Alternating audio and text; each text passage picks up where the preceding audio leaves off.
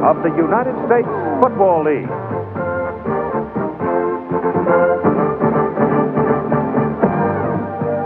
From Legion Field in Birmingham, Alabama, the New Jersey Generals and the Birmingham Stallions.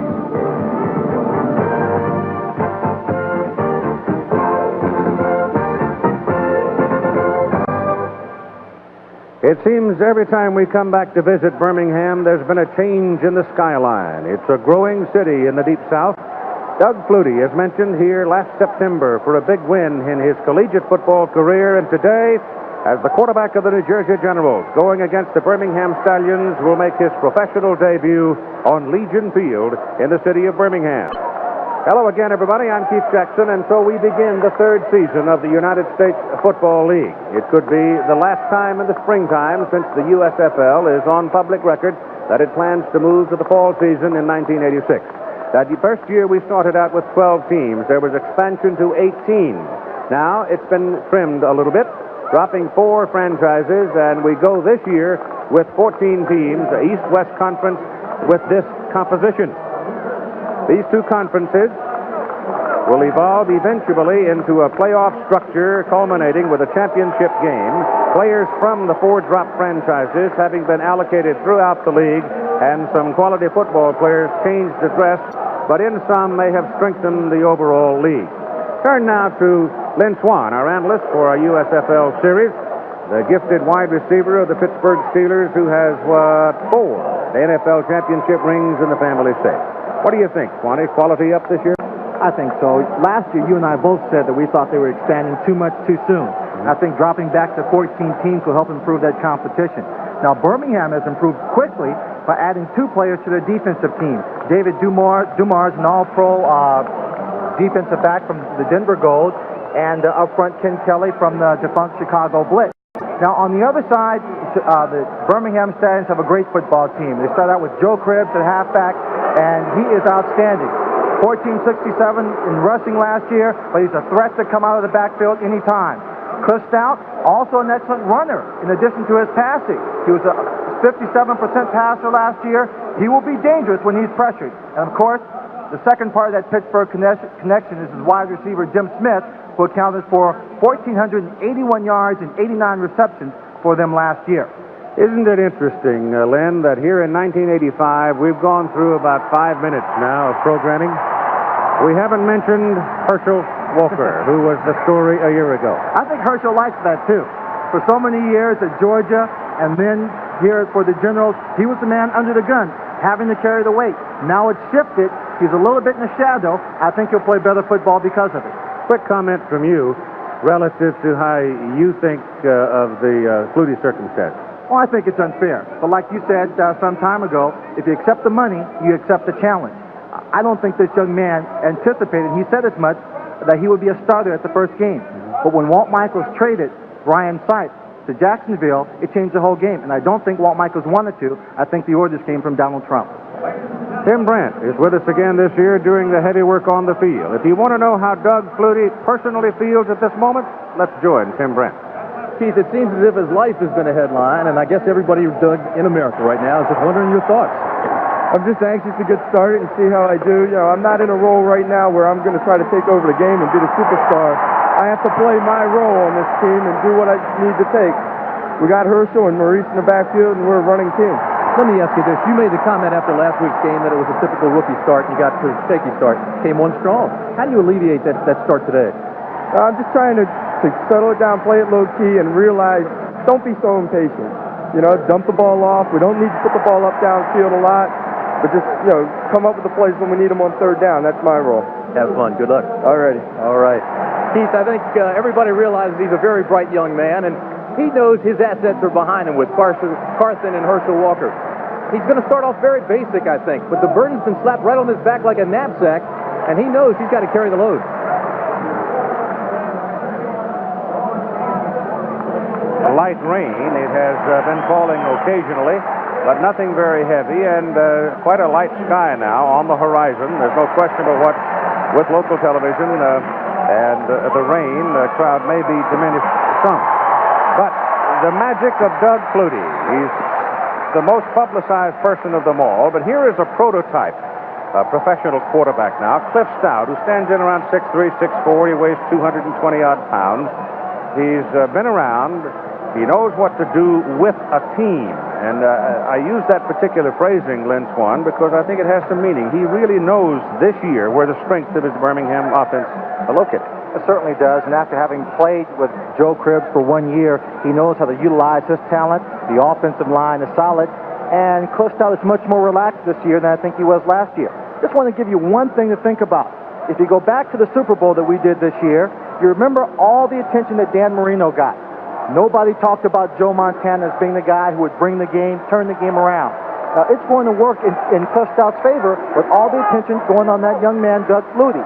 He wants to show that he's as good, if not better, and his team is a better football team. Richard Todd is among those in the crowd, and of course, Richard played in this part of the country at the University of Alabama. And I would imagine every quarterback, whether he's college or pro, is particularly interested in this ball game today. And at halftime, we'll have some comments from Joe Namath, because Joe was put into the pressure cooker to a large degree in the same way that Doug Flutie has been slapped in there. There's the meeting in the center of the field. The referee for today's ball game is Tom White. The umpire is Marv Dernberger, the head linesman Jeff Bergman, line judge Richard Sands, Bill Lang the back judge, Joe Richwine the side judge, field judge is James Anderson, and the USFL, independent of our telecast, will be using the pictures for study and what is being called the instant replay, in possibly helping to change a decision that might have been flagrant. But I would say this to you. Insofar as the instant replay is concerned, it deals only and totally with status of the ball. Cal Lepore, who is the director of officiating in the USFL, hammers on this point that it is not an all-encompassing study of the ball game, but deals only with the status of the ball. That is, was it a fumble or was it not? Was it caught or not? That's the general area where the television replay will be used. New Jersey has won the toss. They will receive the football, and out of the first snap of the ball game, you'll see Doug Flutie on offense as he makes his professional debut. It has often been said how tight the cycle of change is getting these days, but as Swanee and I mentioned at the very beginning, a year ago the whole story was Herschel Walker, and right now he's almost in the background as Flutie takes center stage. Marcus Hackett, number 84, and Donnell Daniel, number 23, will return the kicks for New Jersey. Danny Miller, number 1, will be kicking for Birmingham. The Stallions, though they are the home team, wearing the white shirts. Superstitious, I guess. Has something to do with it, all right? So Danny Miller out of Miami pops it, and the game is on, and it's a sailing kick that is handled by Hackett at the 4. And the third season of the USFL is underway as Hackett spins his way back to the 26, where Thomas Boyd brings him down. The offensive alignment as Doug Flutie comes onto the field to open at quarterback. He's a little over 5'9", out of Boston College. Herschel Walker and Maurice Carthen behind him. Danny Knight, Clarence Collins, wide receivers, and Sam Bowers, the tight end. The offensive front, Rako, Thorpe, Hull, Harris, and Maggs. Maggs having come over from Pittsburgh. In the allocation of players, they've got Trips at the top, and now Carthen comes into an I formation, and the ball goes to Herschel Walker. And Walker is hit after 1 yard. Herschel played against Birmingham on 2 occasions a year ago and had limited success. The hit on Walker was the left cornerback, Dennis Woodbury. Dave Purifoy, Jackie Klein, Doug Smith, and Don Reese. Yes, I said Don Reese, the men up front. Herb Spencer, Bill Rowe, and Ken Kelly are the linebackers. Woodbury, Clanton, Dumars, and Evans the secondary, and it is a tough head-hunting secondary. Second down and 9 for the New Jersey Generals. Ball is at the 27. You're right.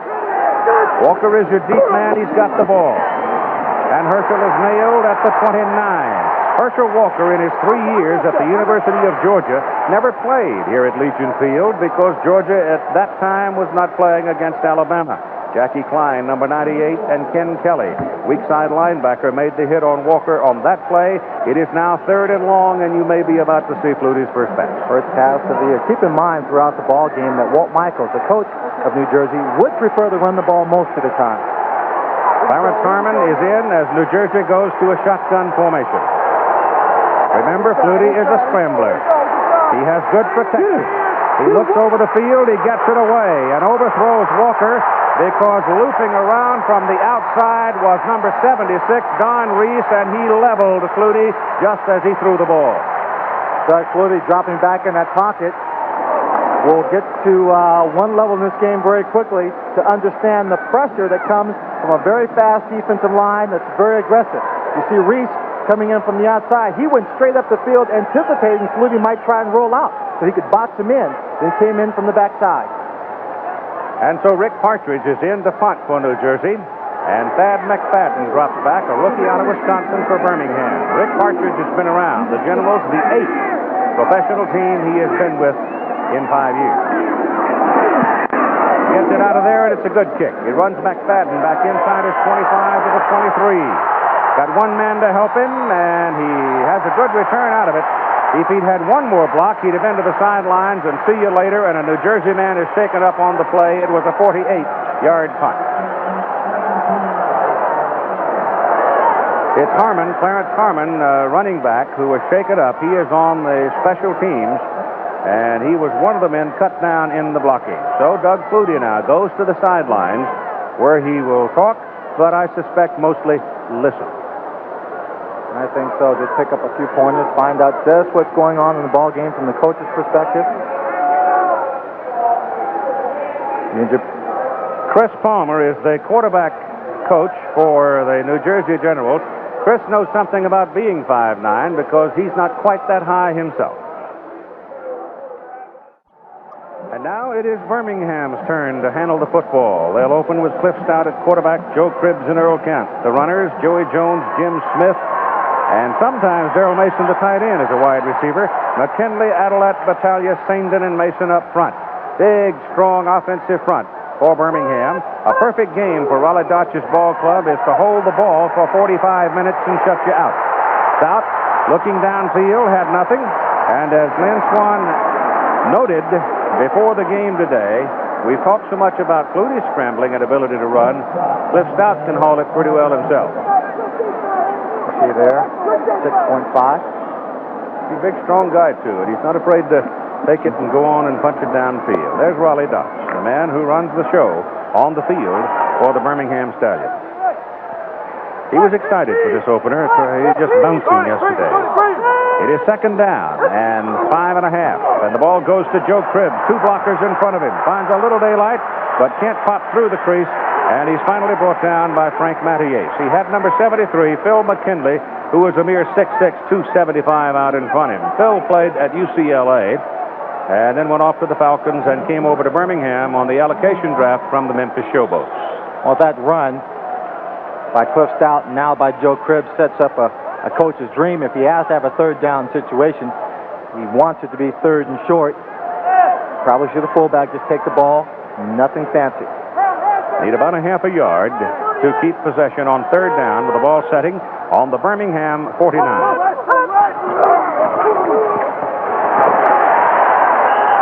Earl Gant out of Missouri, 220-pounder, wiggling over the right side and crosses midfield. And so Birmingham now with a first down at the New Jersey 48. Walt Michaels, the head coach of the New Jersey Generals. That was Gant in there, number 23. You're going to see Leon Perry from time to time, number 30. Probably not as much as Perry would like to be in there this afternoon. He came into training camp this year just a little bit overweight, weighing 270 pounds, Keith. Right now he's down, I think, to a slim 245. First down for Stout.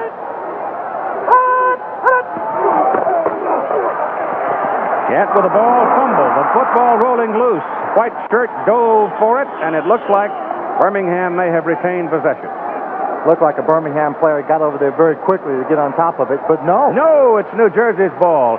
He came down on it, but the ball squirted away from him, and in the stack, a man in a red shirt comes away with it. Terry Justin, the left cornerback, number 26. Keith, In the first game of the 1984 season between these two ball clubs, Birmingham Stallions turned the ball over 3 times to give the New Jersey Generals the advantage and a win in that ball game. This is what Raleigh does not want to do today. You've got 10:55 to play in the first quarter. The Generals have a break. Harry Justin, the General who recovered the loose football to give New Jersey a first down at their own 48. James Lockett was the man that knocked it loose. Something different today. Bill Rowe, middle linebacker for the Birmingham Stallions, has a tiny little microphone in his helmet. Buckle up, baby. Let's stop. Hear it? Okay. We'll be listening throughout the ball game over that microphone Stays because on. Bill Rowe, I'll guarantee you, as long as he's in the game, is going to be in the middle of everything. Left!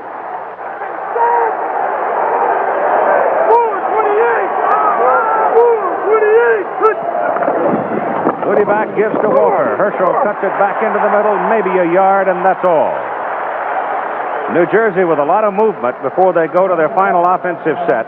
And the Birmingham defense, Swanee, that time looked to me like they were almost caught. Well, almost caught, but not quite. Doug Smith, out of Auburn, was in there. He's a rookie. He played it extremely well. It's an aggressive defensive line. They're going to move around the lot. They're going to rush upfield. They're not going to give you too many breaks. Left! Watch 35 straight! Contact. He jumped. Birmingham man on the left side moving. Jackie Klein touching the shoulder of Wayne Harris, and the question always is, did the offensive man move? And apparently he did. Ball start, 64 on New Jersey. So the Generals will back up 5.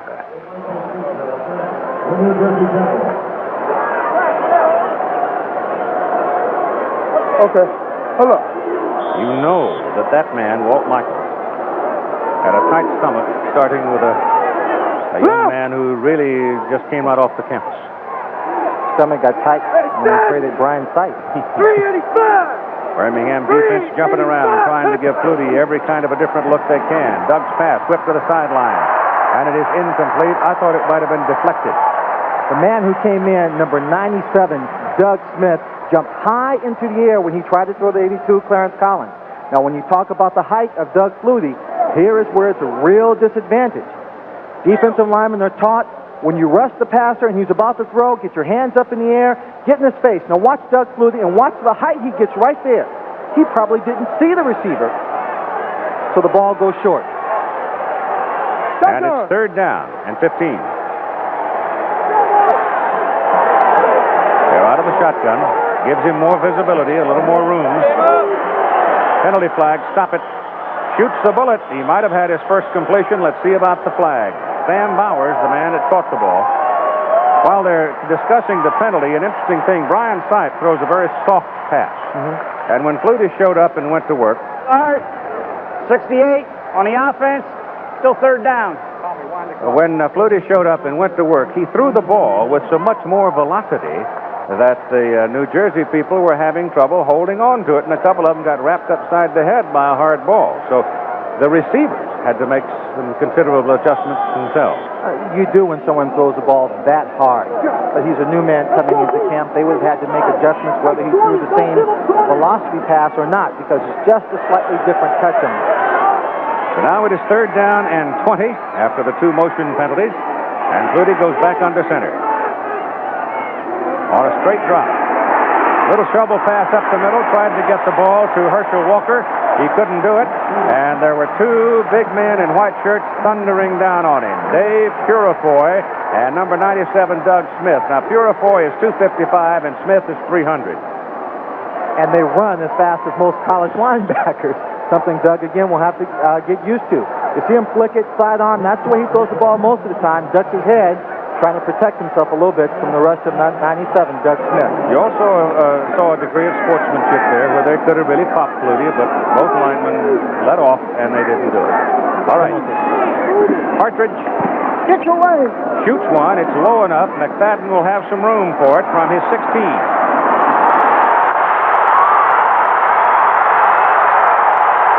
Thad McFadden, a rookie out of Wisconsin, brings the ball back across midfield, and the Birmingham Stallions will have it 1st down at the 48 of New Jersey. It was a 45-yard punt, but it was a low driving punt. And so McFadden, getting 3 big blocks downfield, brings it back 36 yards. And watch this move inside, sets up a block. All right, person on the outside would have been a clip had he not made that little inside move to give him position. Then using his ability and blocking downfield, he makes a great play for great field position.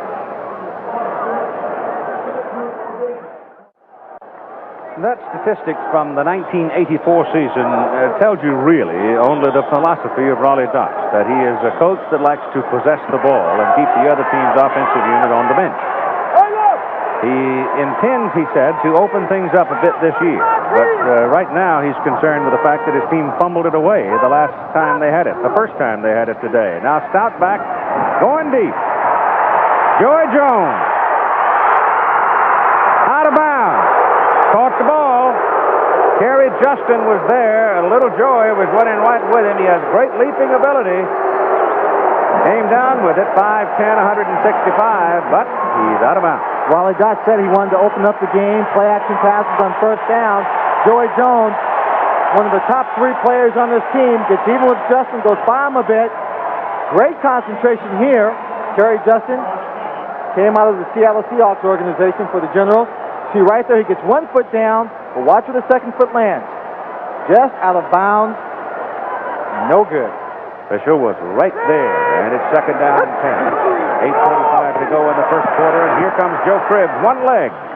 One of the Generals' defenders had penetrated. The inside linebacker, John Joyce, had a cold gate. He got him by one leg and held on. One of the problems with going on a pass play on first down is that if you're not successful, you have a 2nd and 10 situation, 2nd and long. A running play, unless it pops open big, usually isn't going to help you out a great deal. So you might see a little bit more passing on 2nd down. If they don't pass on 2nd down, you're going to have problems like this, 3rd and long. 3rd and 8. Ken Toller checks in as a wide receiver. Gives him 3 wides out of the shotgun. Cliff Stout drills Jones, and Joy is right along the marker. Looks like where they're going to give him the mark will be good for a first down, and he caught the ball right in front of Kerry Justin. Joy Jones is not that big. He's only 5'10", 165 pounds, and when he was drafted, selected in the territorial draft from the University of Alabama, people questioned his ability to take a hit. They knew he had the speed to go deep, but he has been quite successful catching the passes over the middle, clutch 3rd down catches just like that last one. I sort of watched him grow up during it is the first down during his career at Alabama, and I'm not so sure. I think I might want to take a tape measure to him. I'm not so sure he's 5'10". Maybe 5'8". That's right. But he's a tough wrestler. Yes. 7:40 to go now, first quarter. No score in the football game. I like those small, tough receivers. They remind me of a friend of mine. From the 38 of New Jersey, Birmingham, first down.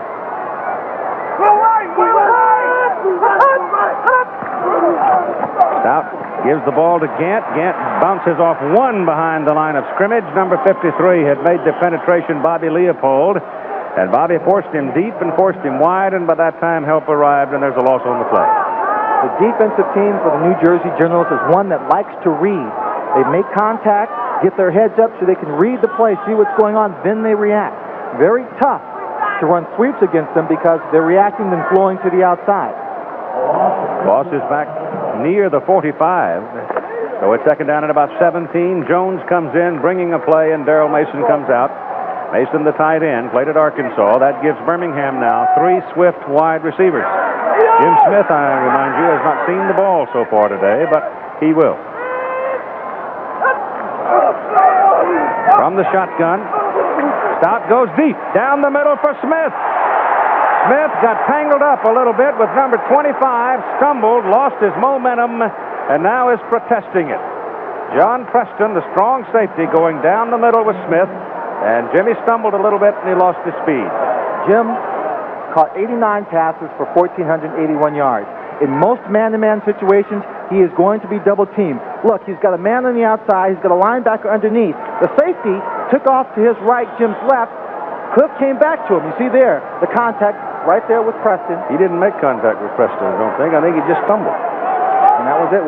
From that angle, it kind of looked like he just got his legs caught up. Yeah. Perry is in the ball game, the big man. going to run off a few pounds now. It is 3rd down and 17 as Stout works out of the shotgun.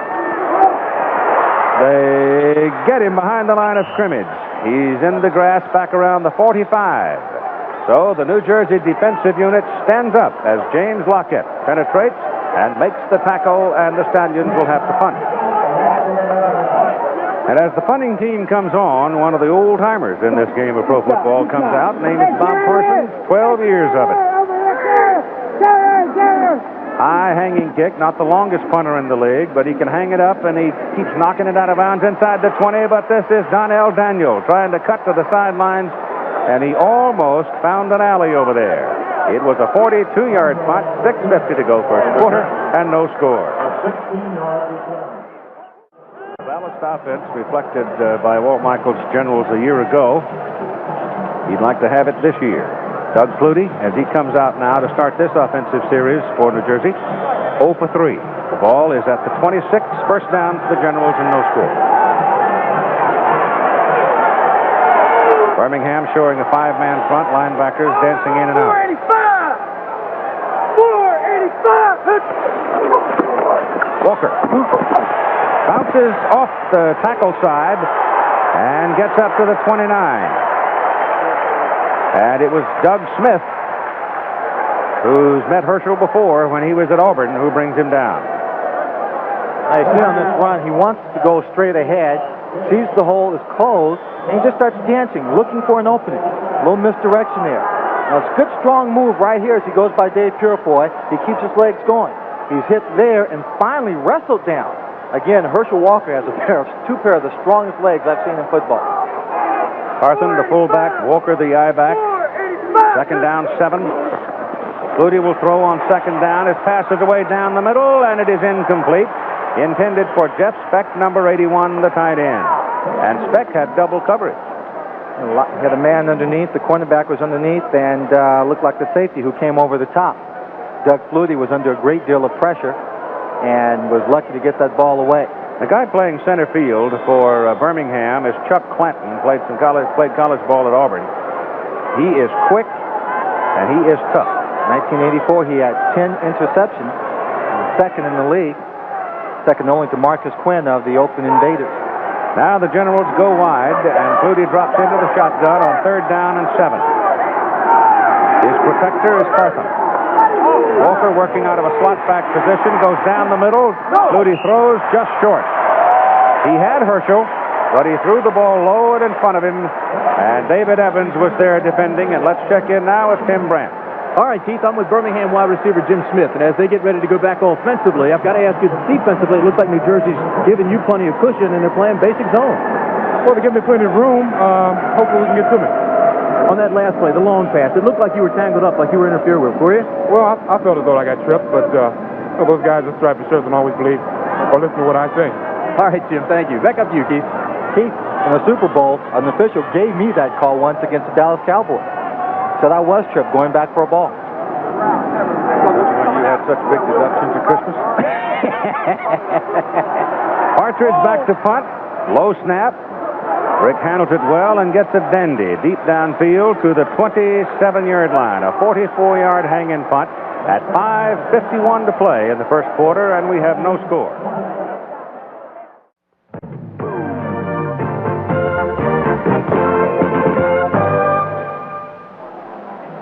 No score first quarter at Legion Field in Birmingham, Alabama. They've gone deep twice. Stout drops back on 1st down, goes short this time and hits Smith for a 1st down up at the 39-yard line. That's taking advantage of that cushion that Tim Brandt alluded to that Jim Smith was getting. Ken Johnson, the right cornerback, backing up. Jim just takes off from the line of scrimmage, runs straight down the field until the cornerback backs up, turns around at the 10-yard mark, and Cliff Stout just fires a bullet in there. Tough to defend.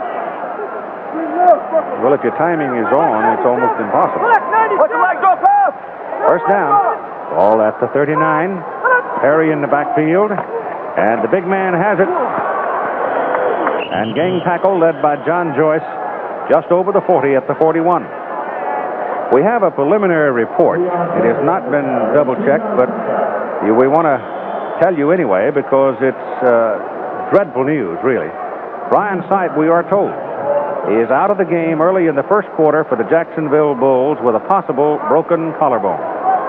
Obviously not the same kind of protection in Jacksonville that he was used to in New Jersey.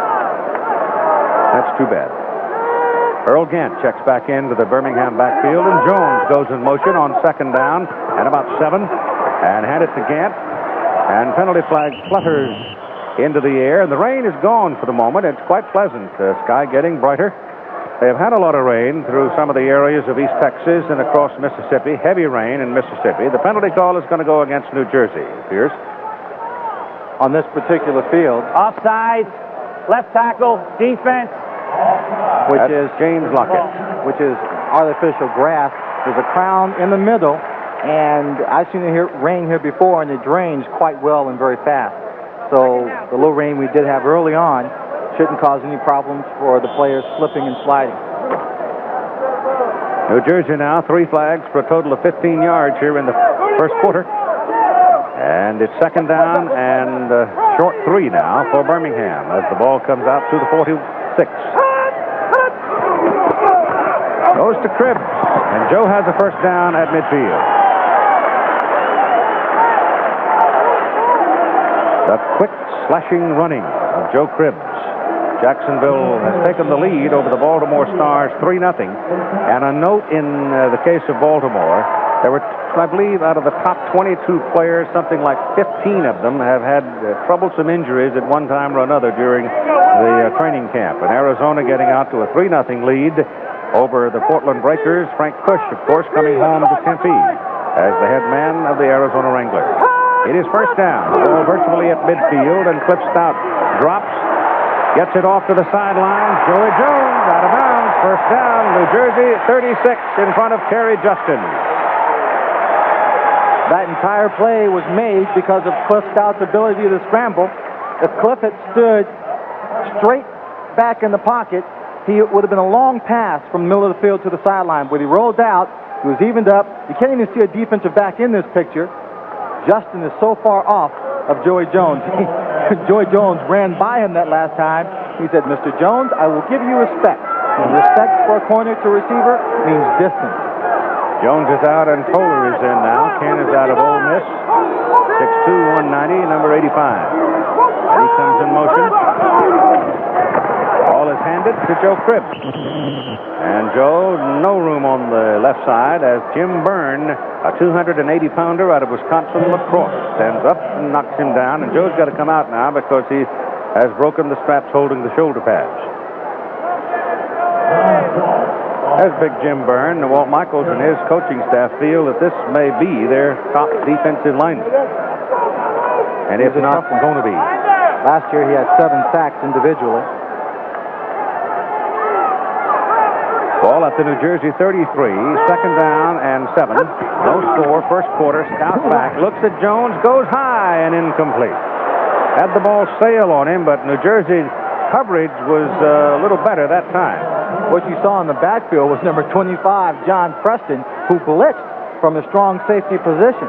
Now, the New Jersey Generals are not a blitzing defensive team. They'd rather play the zones, bend a little bit, then come back and tighten up when you get close.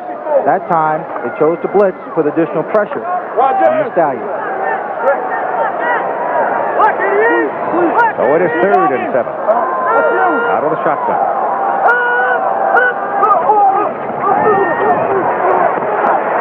Stout works his way outside. He'll get a first down and then some. Look at the touchdown. Nope, not quite. Oh! Out of bounds. He hit the chalk at the 5. Now we're going to have to teach Cliff Stout how to walk a tightrope. Got a good block, good position block from Joey Jones on the outside. He had Jim Smith open down the middle, but he ran because he was under pressure. He's looking, waiting for Smitty, sees the pressure, takes off to run. Now this is 28 yards on the ground for Cliff Stout. Right here you'll see him, just gets out of bounds at about the 5-yard line. That could have been a flag. But there was none. Kind of hard for him to hear that whistle when he's charging across field. Yes, it is. First and goal, Birmingham, New Jersey 5. Gant and Cribbs, the setback.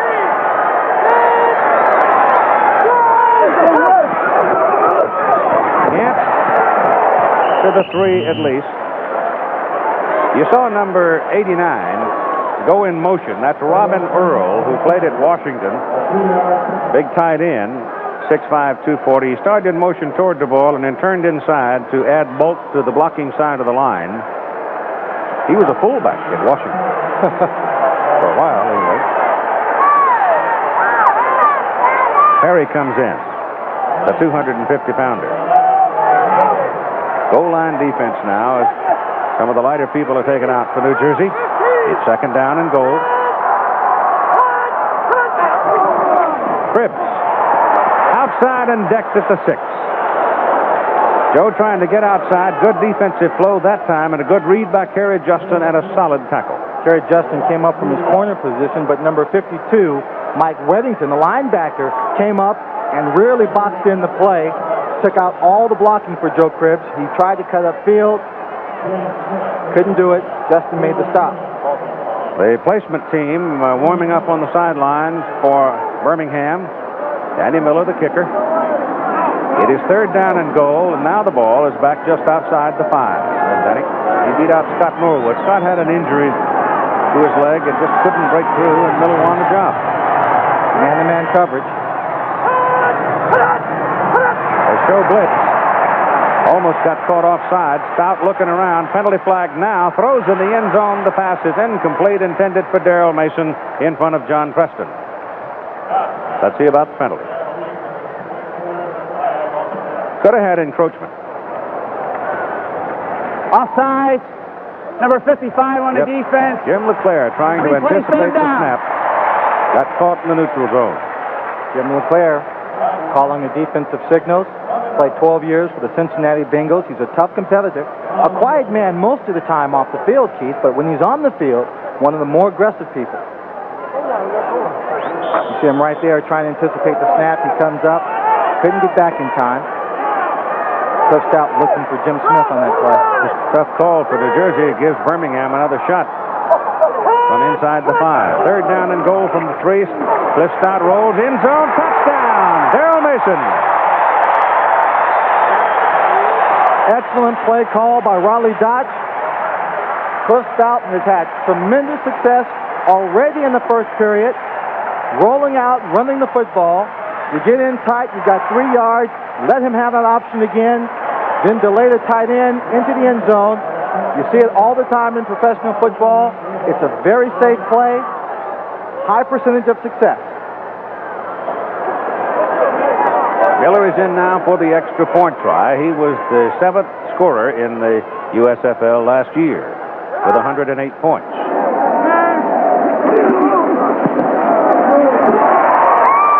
Bobby Lane putting it down, and Miller nails it through with 38 seconds to go in the first quarter. The Birmingham Stallions have gone ahead by a score of 7-0. We'll take another look at it. Again, a little play action. Cliff Stout rolling out. Excellent protection.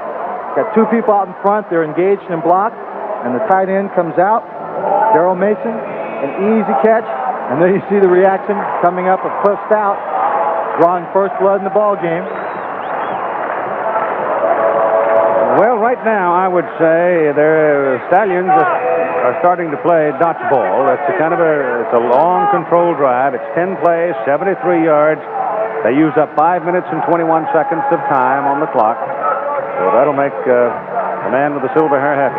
The only difference in the traditional Raleigh Dodge style of football is that he's throwing more on first down. And he said he would because he wanted to open up the defense of the New Jersey Generals. He saw some things he felt would work very well for them because, again, they're not an aggressive defensive unit when it comes to charging the passer on first and second down.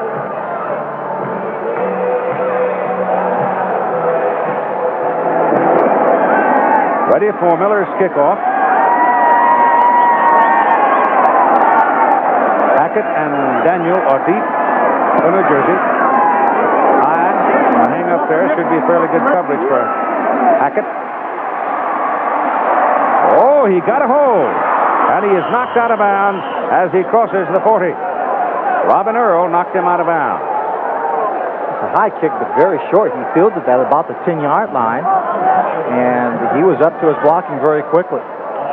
Doug Flutie comes out 0 for 5 in the ball game, and the New Jersey offense so far in the game, 5 Flutie passes and 4 Walker runs, totaling 8 yards. Carthen is yet to see the ball. 28 seconds left in the first period, Keith, and New Jersey is highly predictable. They're not doing anything that we couldn't anticipate.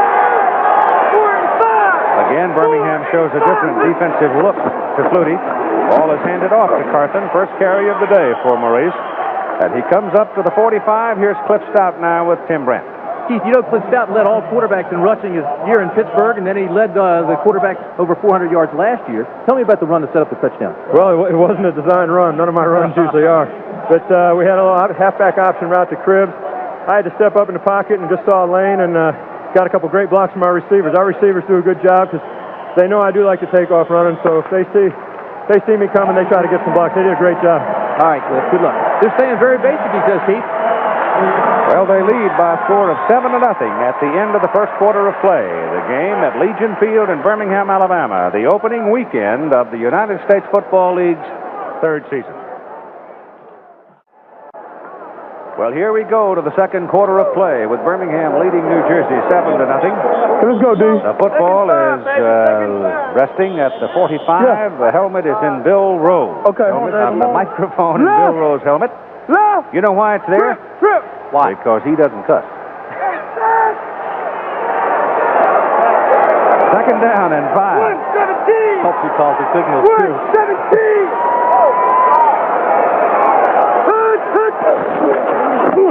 Ball is given inside to Maurice Carthen, and Carthen breaks it big. He's on his way to touchdown.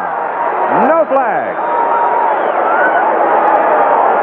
Well, if there was ever a statement to back up signing this young man to a contract and keeping him on this ball club, he just made it, Keith. He intends to play out his option unless they can reopen negotiations. And this is one of the reasons that he feels his value has improved. As we look at it from ground level, he's big, he's strong, he's quick. And he hits that center of the line, is blocking out in front of him, doesn't try and do anything fancy, just runs straight ahead.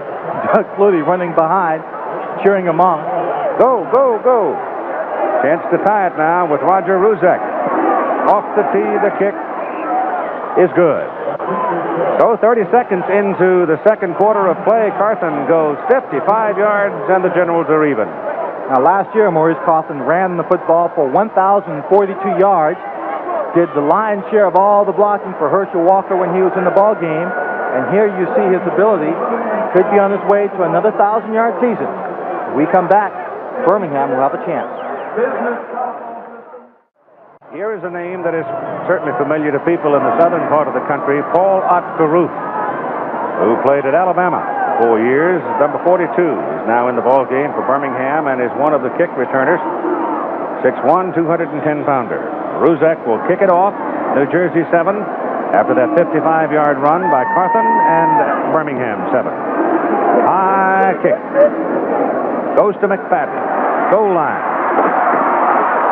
And no hold this time as McFadden is pinned in and brought down at the 19. I think I said a little while ago, Arizona Wranglers. That was last year. It's Outlaws now. A couple of Heisman Trophy winners.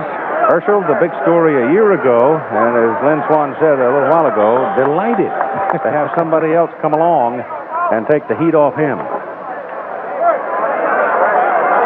From the 19, Birmingham goes to work. Joe Cribbs, the deep man, out of the I alignment.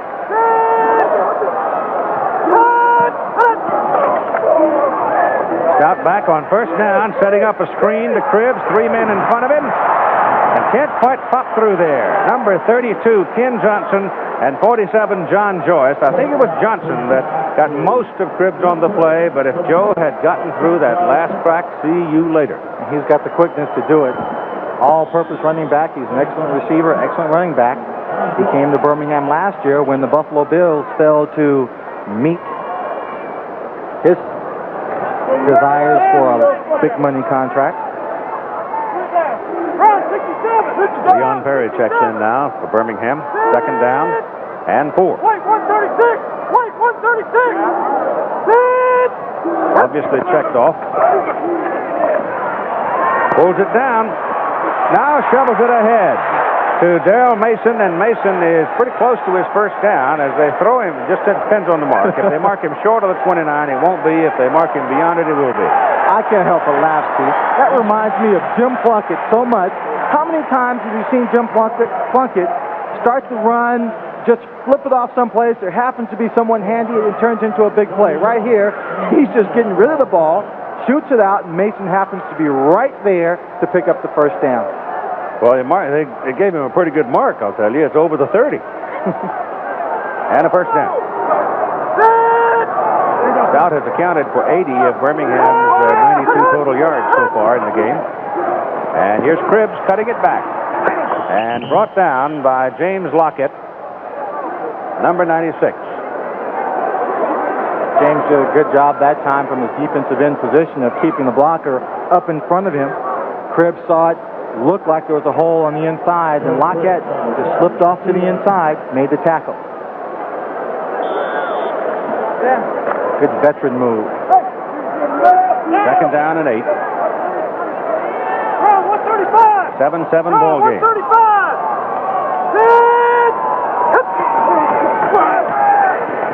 Stout looks deep. Throws short. Again, out of the backfield. And Earl has a first down as he finds his way across the 45 to about the 47. Excellent call on the screenplay. Jim Smith looked like he was beating somebody up on the outside, trying to hold the defensive cornerback off while Gant was coming up with the football. Cliff did a good job that time of looking people off, too. He looked deep. He sure did. Look how long it takes to set the screen up. It's getting some pressure. Looks like LeClaire, who was falling down about his ankle. Gant makes the catch and can't really decide which way to go. That's number 25, John Preston. When he slipped there, it seemed like he grabbed his leg like he might have pulled something, Keith. Still out there. Run, 35-0!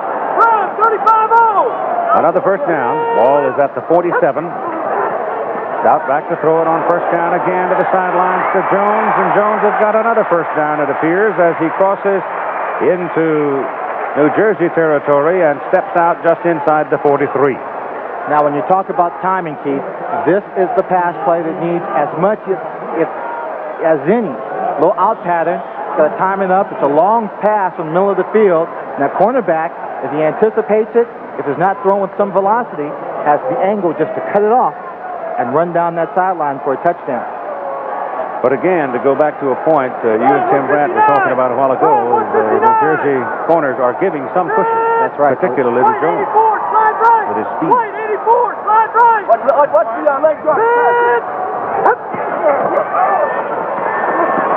Stout stays with the first down pass, goes to Mason, and Darrell retreats a step and then fights to get it back. He's inside the 40 near the 38. Mike Weddington, a left side outside linebacker from Oklahoma.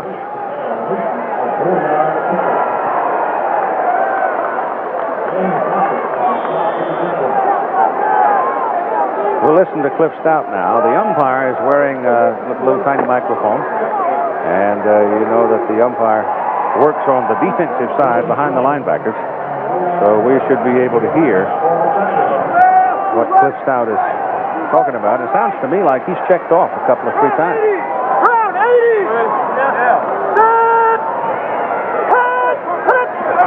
Check off that time. Pretty simple play as they give it to the big man, Leon Perry. And Perry on second down and 6 picks up a couple of yards. Perry built like a locomotive. If he gets ahead of steam, he's like a locomotive to stop. Try and tackle him from the outside if you are a small cornerback, safety.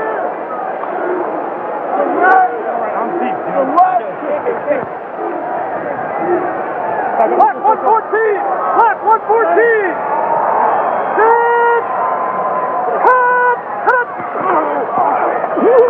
Stout keeps it. He's got a chance at Smith, but can't get it downfield, and he hits Earl Gant right on the hands, and Earl drops it. Cliff fired that one pretty hard down the sideline. Saw someone coming up from the outside, and Gant hopped up in the air a little bit to try and make that catch. Just bounced off his hand. Been better off. You'd have taken inside on the letters, but trying to handle it with his hands so that he could bring it down and protect it and find some running room. Stout had hit 6 in a row prior to that drop. It's now 4th down and 4. Are they going for it? Looks like it. Raleigh, what are you doing? Said he was going to open it up, didn't he? Is this opening it up? Or what? I like Raleigh, but I don't understand why he decided to go here on 4th down. Down the middle, Joe Cribbs. Penalty flag. May wipe it out. Cribbs is in the end zone. Let's see about the penalty. The flag is at the line of scrimmage, or near the line of scrimmage.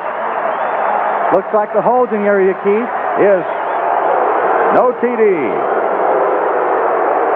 The man is hot. Raleigh said, don't wire him. Don't put a microphone on him. Not even in the same neighborhood right now. That hurts a lot. You take a big chance like that on 4th down. Holding. Number 81 on the offense. 4th down. Then you run a play that succeeds with a touchdown.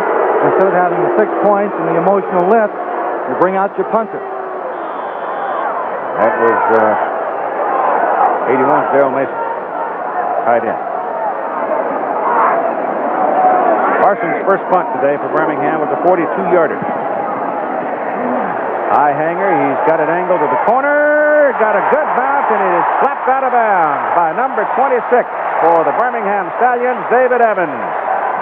And they're going to mark that football down around the 4-yard line. So the Generals now will start deep in their own territory. When he was wearing the colors of the Boston College Eagles, Jack Bicknell was his coach.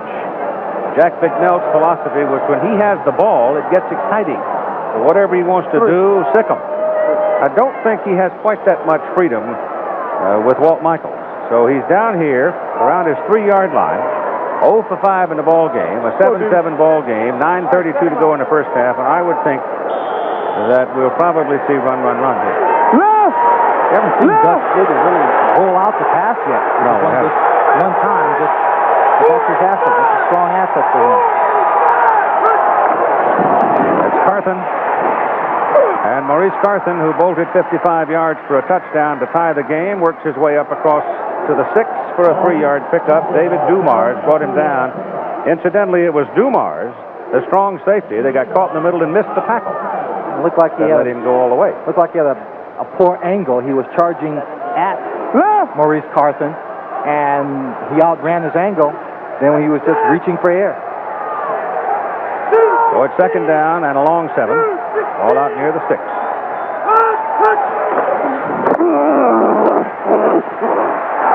Carthen again. That microphone and all that grunting and groaning you're hearing down there is the microphone in middle linebacker Bill Rowe's helmet. And you can certainly tell that Big Bill got caught up in things going on that time. He sure did. He's coming out right now. They're putting in the prevent defense. Those last 2 plays, Keith, the Stallions were playing man-to-man defense, anticipating the run to get as many bodies as possible up on that defensive line. Ball rests at the 8, where it is 3rd down and 6.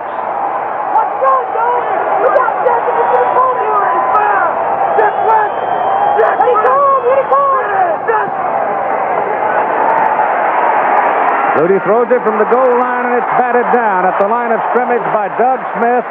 97, he stands 6'5". Well, that's what all the detractors have said steadily, that you're 5'9 and a half, you got problems. When you're that small, you have to look for alleys to throw the ball, lanes, passing lanes. He's watching his receivers. Look at him moving to find the lane. Then he comes across. He's trying to throw a bullet. That's his natural releasing position, but it's right in the line of fire of a big man in front of him. He's 6'5". He jumped about 2 feet in the air, then raised his arms on top of it, so you're looking at 12, 13 feet. Yeah, and you can't, if you're going to throw a bullet, it's not going to get much higher than that. Right.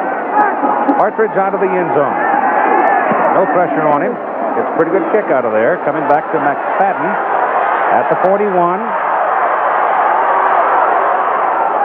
Beck missed him, and then he slips and falls down. Beck had him, and he almost got away and got back to the open side. But a fine punt by Partridge of 52 yards. The Birmingham Stallions now in a 7-7 ball game with New Jersey, 7-5-4 to play first half. Good field position. The ball at the 45 of Birmingham. And Doug Flutie in his professional debut. 0 for 6. I talked to someone who was doing a story on Doug Flutie earlier in the year, and during all the Heisman rush and everything else, he said it took him 18 hours in one day to get 20 minutes alone with Doug Flutie. And miserable, I'm sure. He's handled it well. First down, stop back. Penalty flag, look out for holding here. Dumps it off to Joe Cribbs, and there's a loss on the play back inside the 40 to the 39. Mike Weddington brought him down, but there were a big bunch of red shirts bearing down on Cliff Stout. And the penalty is against Birmingham, and Walt Michaels indicates to his team that he wants them to refuse it, take the loss, and let's spend a moment with Tim. Keith, Stout has had to go to his safety valve the last couple of times. Here's the call. Go ahead. And the reason he's gone to his safety valve, Keith, is because New Jersey's made an adjustment. And you know how we were talking earlier, and Jim Smith happened to mention that there was a soft cushion there. New Jersey was playing off their wide receivers. Well, now New Jersey's walking their cornerbacks up. They're trying to bump the wide receivers off the line, and they're taking more man. They're trying to take away that short pattern. And Stout hadn't been able to find that receiver. Now they back off a little bit. On second down and long, second down at about 16. Joe Cribbs picking his way up the middle, and they've handled Joe pretty well today. Weddington, LeClaire, and number 72 at the bottom, Lynn Madsen. He's another Washington Husky on the field. He's been a solid player for him, too. Doing an excellent job. Joe Cribbs, 7 carries and 17 yards so far. There's a close-up look at Lynn Madsen and the Don James players. It is third down, 11 now, as Birmingham will work out of the shotgun formation. And those corners roll up there again.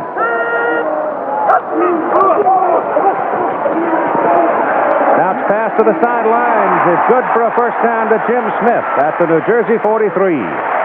Terry Daniels, number 24, made the stop. When I talked to Jim yesterday, he was a little disappointed because he hadn't caught a lot of balls at practice, because the game plan said that he would be double covered most of the ball game. Now, Cliff reads this. There's a free safety, but because of the pattern, Jim going outside and Joy Jones going deep, he got the man-to-man coverage, single coverage, open, good solid pass, good for the first down. 5:55 to go first half. Stallions first down, Generals 43. White 80! White 80!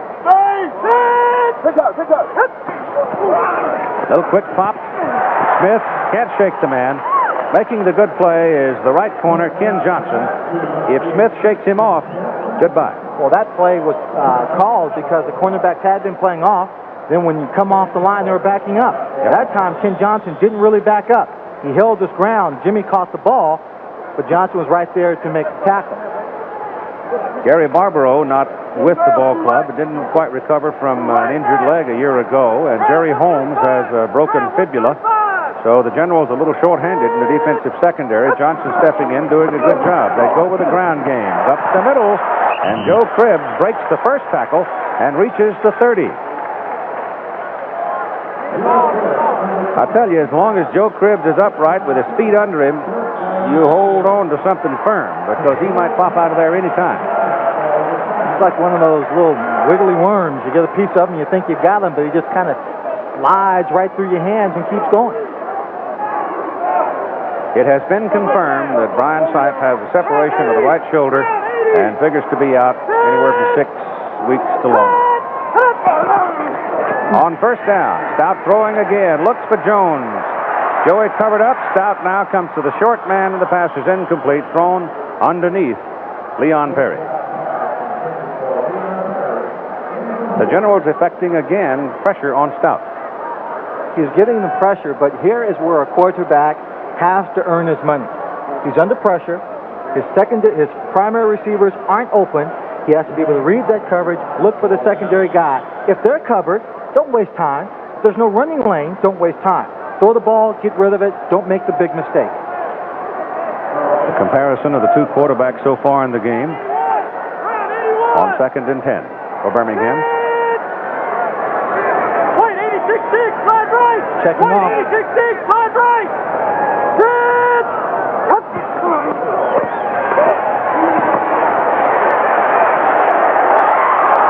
Intended for Jones, penalty flag.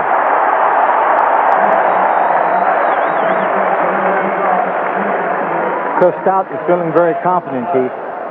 He's throwing a route coming over the middle to Joey Jones, who gives away a lot of height to the defensive secondary. And watch the coverage he has. He has number 25, John Preston, in there. Number 26, Kerry Justin, coming from the outside. He tries to pop it in over the head of Justin. Then it's a late hit by number 47, John Joyce.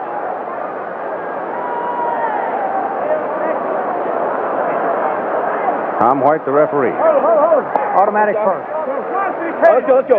Automatic first down as the ball goes to the 25. Clock shows 4:10 first half. 7-7 ball game. Round 82. Round 82. Set.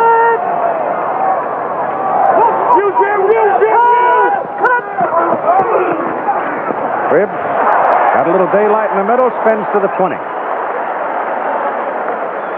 Joyce making the hit. When Jones comes across and goes in motion, he forces movement by the defenders. Linebackers got to keep an eye on him a little bit, at least, and the secondary people have got to move with him. That time the hole almost opened down the middle for Joe. It very often will tip off what kind of defense is being played to allow Cliff to get a pre-read, a faster read on what they're doing. Second down, about 5. Ball just short of the 20. Clock rolling along at 3:15 to go. Cliff Stout's not happy about something. Time call by the Birmingham Stallions at 3:15 precisely to go in the first half.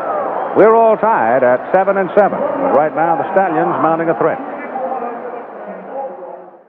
There had been some controversy here in Birmingham this week over the television blackout locally. The Stallion ownership wanting the game blacked out for the obvious reason that television might affect the gate, particularly if the weather was inclement. The initial agreement, however, between ABC and the USFL specifies no blackouts. And the ABC Sports Management decided against the local blackout in Birmingham, primarily for the benefit of ABC's Birmingham affiliate. And so the game is being shown in the Birmingham area. That's that. For the moment. Second down and 5.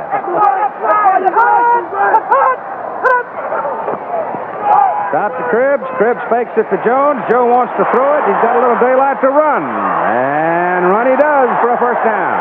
Oh. A gazelle, Keith. Just unbelievable. The run didn't go for a great deal of yardage. But here's a man who comes out, wants to throw the football, sees the man is covered, goes inside, and just maintains balance, finds an open hole to pick up some yards. Now, if that were me, Keith, I'd throw the football anyway, knowing that my opportunities wouldn't come very often. Joe hangs on to it wisely, steps inside. Left back would have been down. That last stretch, though, is the real measure, isn't it? Yeah. That's the difference between a first down and third down. Ball is on the General's 15. Stout gives it to Leon Perry, the big man, to the 10, to the 9. Rumble, rumble, rumble. Did you feel it? Did you feel the press box shaking when he was running down the field? This man says, my assets are my size and my strength. Don't waste time with moves. Just run over somebody, preferably a small guy. And with the exception of the defensive line, they're all smaller than him. Leon Perry. He did not, however, bring a look of pleasure to his coach's face when he showed up at 2:70. We've now come to the 2-minute mark and a timeout on the field. 7-7 ball game, but the Stallions are trying to change it.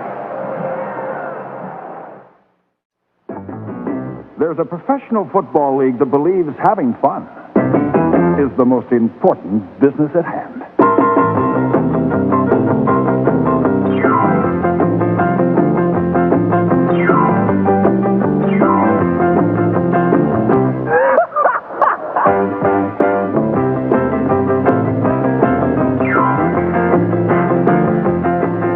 USFL, where football is still a game. Legion Field in Birmingham, where the home team, the Stallions, are in a 7-7 ball game with the New Jersey Generals. But right now, they're looking at their 10th play of this possession.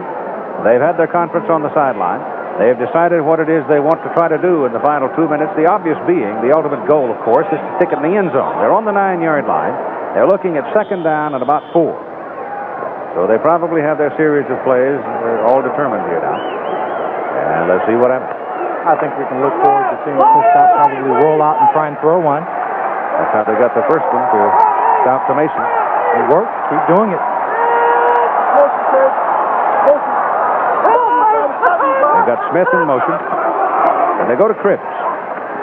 And there's no room in the middle. As Joe tried to cut back to the middle, there was just nothing there. Emmanuel Weaver filling the hole, but I think more importantly, it was Jim LeClaire who stepped up in there and literally became a lineman. And there was no place for Joe to go. Inside the 20, what we call scoring territory, you're going to see mostly man-to-man coverage. And when you're playing man-to-man coverage and Joe Cripps is in that backfield, when he comes straight ahead, you don't send someone to the outside to look for him on a pass route. You stay right there in the middle. LeClaire stays home, the outside backers stay home, everybody pinches in, and just gets too congested. They've sent Robin Earl into the game at tight end now, and would Reed run. And it goes to Earl Gant. And Gant's inside the 5, and they have a first down. Looks like the mark is right on the 5. He didn't mark it much inside the 5. I thought he was at least a half yard across that line. He's put the ball down right on the 5. That may require a measurement. Tom White will bring the chains on the field, and if they've got the first down, ain't by much. Yeah, if they don't have the first down, I'll bet you Raleigh goes for it. Think so? Yeah. He went for fourth down. Well, he's got a touchdown, too, that was wiped out by penalty. He doesn't have to have a first down. Yeah, he does. Yeah, he does. About 4 inches worth. Raleigh Doctor slimmed down.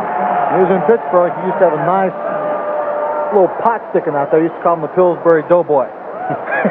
No commercial. No commercial. Oh, sorry. Sorry about that. The Doughboy. Excuse me. First down and goal to go for Birmingham. Now they're rolling along. They've got 2 timeouts remaining. They're inside a minute now as they come deliberately to the line. Put the leg off! Put the leg off pass!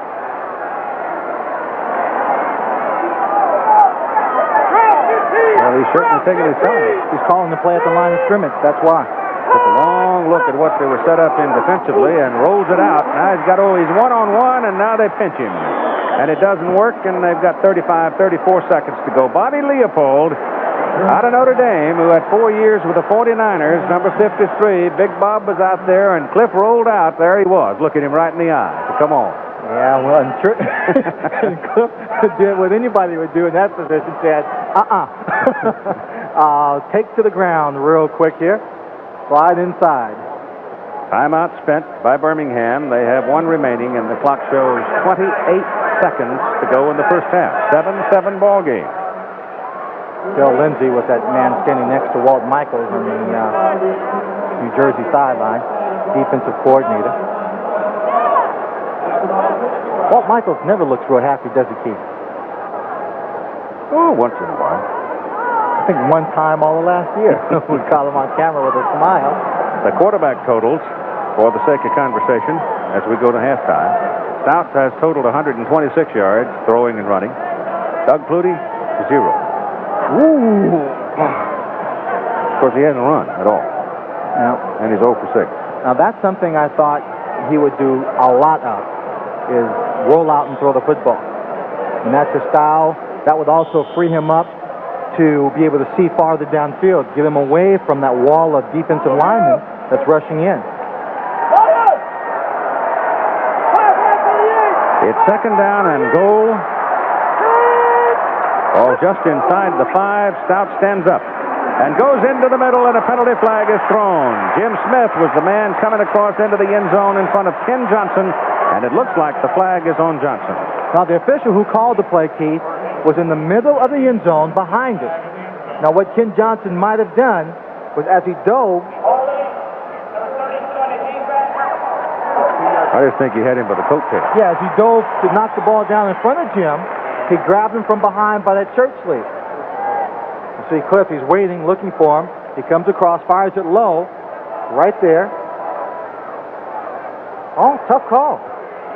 That is a tough call. Could have happened earlier, though, Yeah, when he made his cut. At the line of scrimmage, but... Yeah. Well, defensive backs are never right anyway. 23 seconds to go in the first half.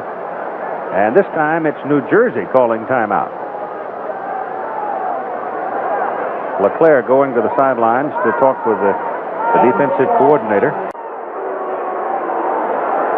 With 23 seconds to go and a 7-7 ball game now, things have gotten very measured for several minutes here. Stout is now talking to the officials. The ball is resting down near the 3. Birmingham has one timeout left, and I think he's getting that cleared with the official, letting him know when he may want to call a timeout. But now that you could have had a challenge here, the red flag is thrown on the field, and you have had a challenge. Now the television replay is being studied by a review official. There's your red flag. It was down amidst the crowd over there, and I couldn't see it from my angle. I still can't see it. But their conversation is going on right now between Cal Lepore, the director of officiating in the USFL, and the referee Tom White. So we'll take it. They apparently have made their decision, and if it is not cut and dried and obvious, Second down. you're not going to get it reversed. And it didn't appear to me it was cut and dried in any sense there. So as a result of the challenge by Walt Michaels and his coaching staff, they will lose their timeout. And they have lost the challenge as well.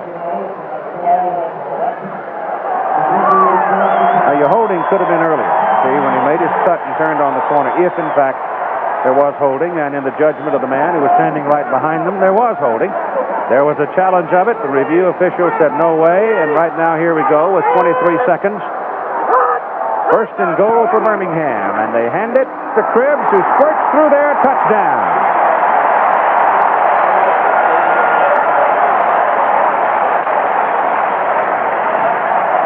Joe Cribbs played his college ball not far from here, Auburn University.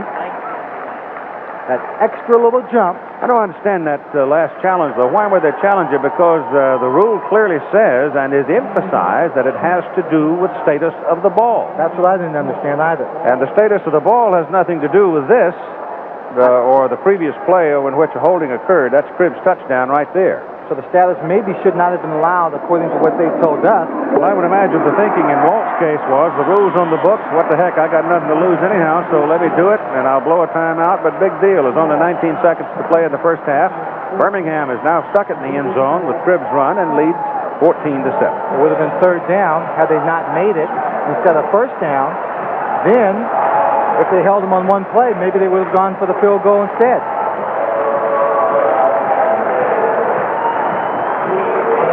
So you've got 19 seconds to play, and Birmingham leading 14-7 will kick off for New Jersey, and with 2 timeouts, they conceivably could have 3 snaps in the possession, maybe 2. Well, I think a lot of obviously the people all over the country waiting for Flutie to break loose. He has been contained. He has not been able to get outside, and the whole thinking for the Birmingham defensive planning was give him all kinds of looks, get our big people up in the air, block his vision as much as we can, and don't let him get outside. And you can do that when you're playing against a rookie. That's why I firmly believe that they made a major football mistake in trading Brian Sipes so early and not keeping him for at least half of the season to help this young man break into the game of football on a professional level. Ball bouncing around. It is picked up by Sam Bowers. And Bowers taking that little squib kick has good running ability. He's not necessarily the man they wanted to pick up that particular kick. From the 42 now.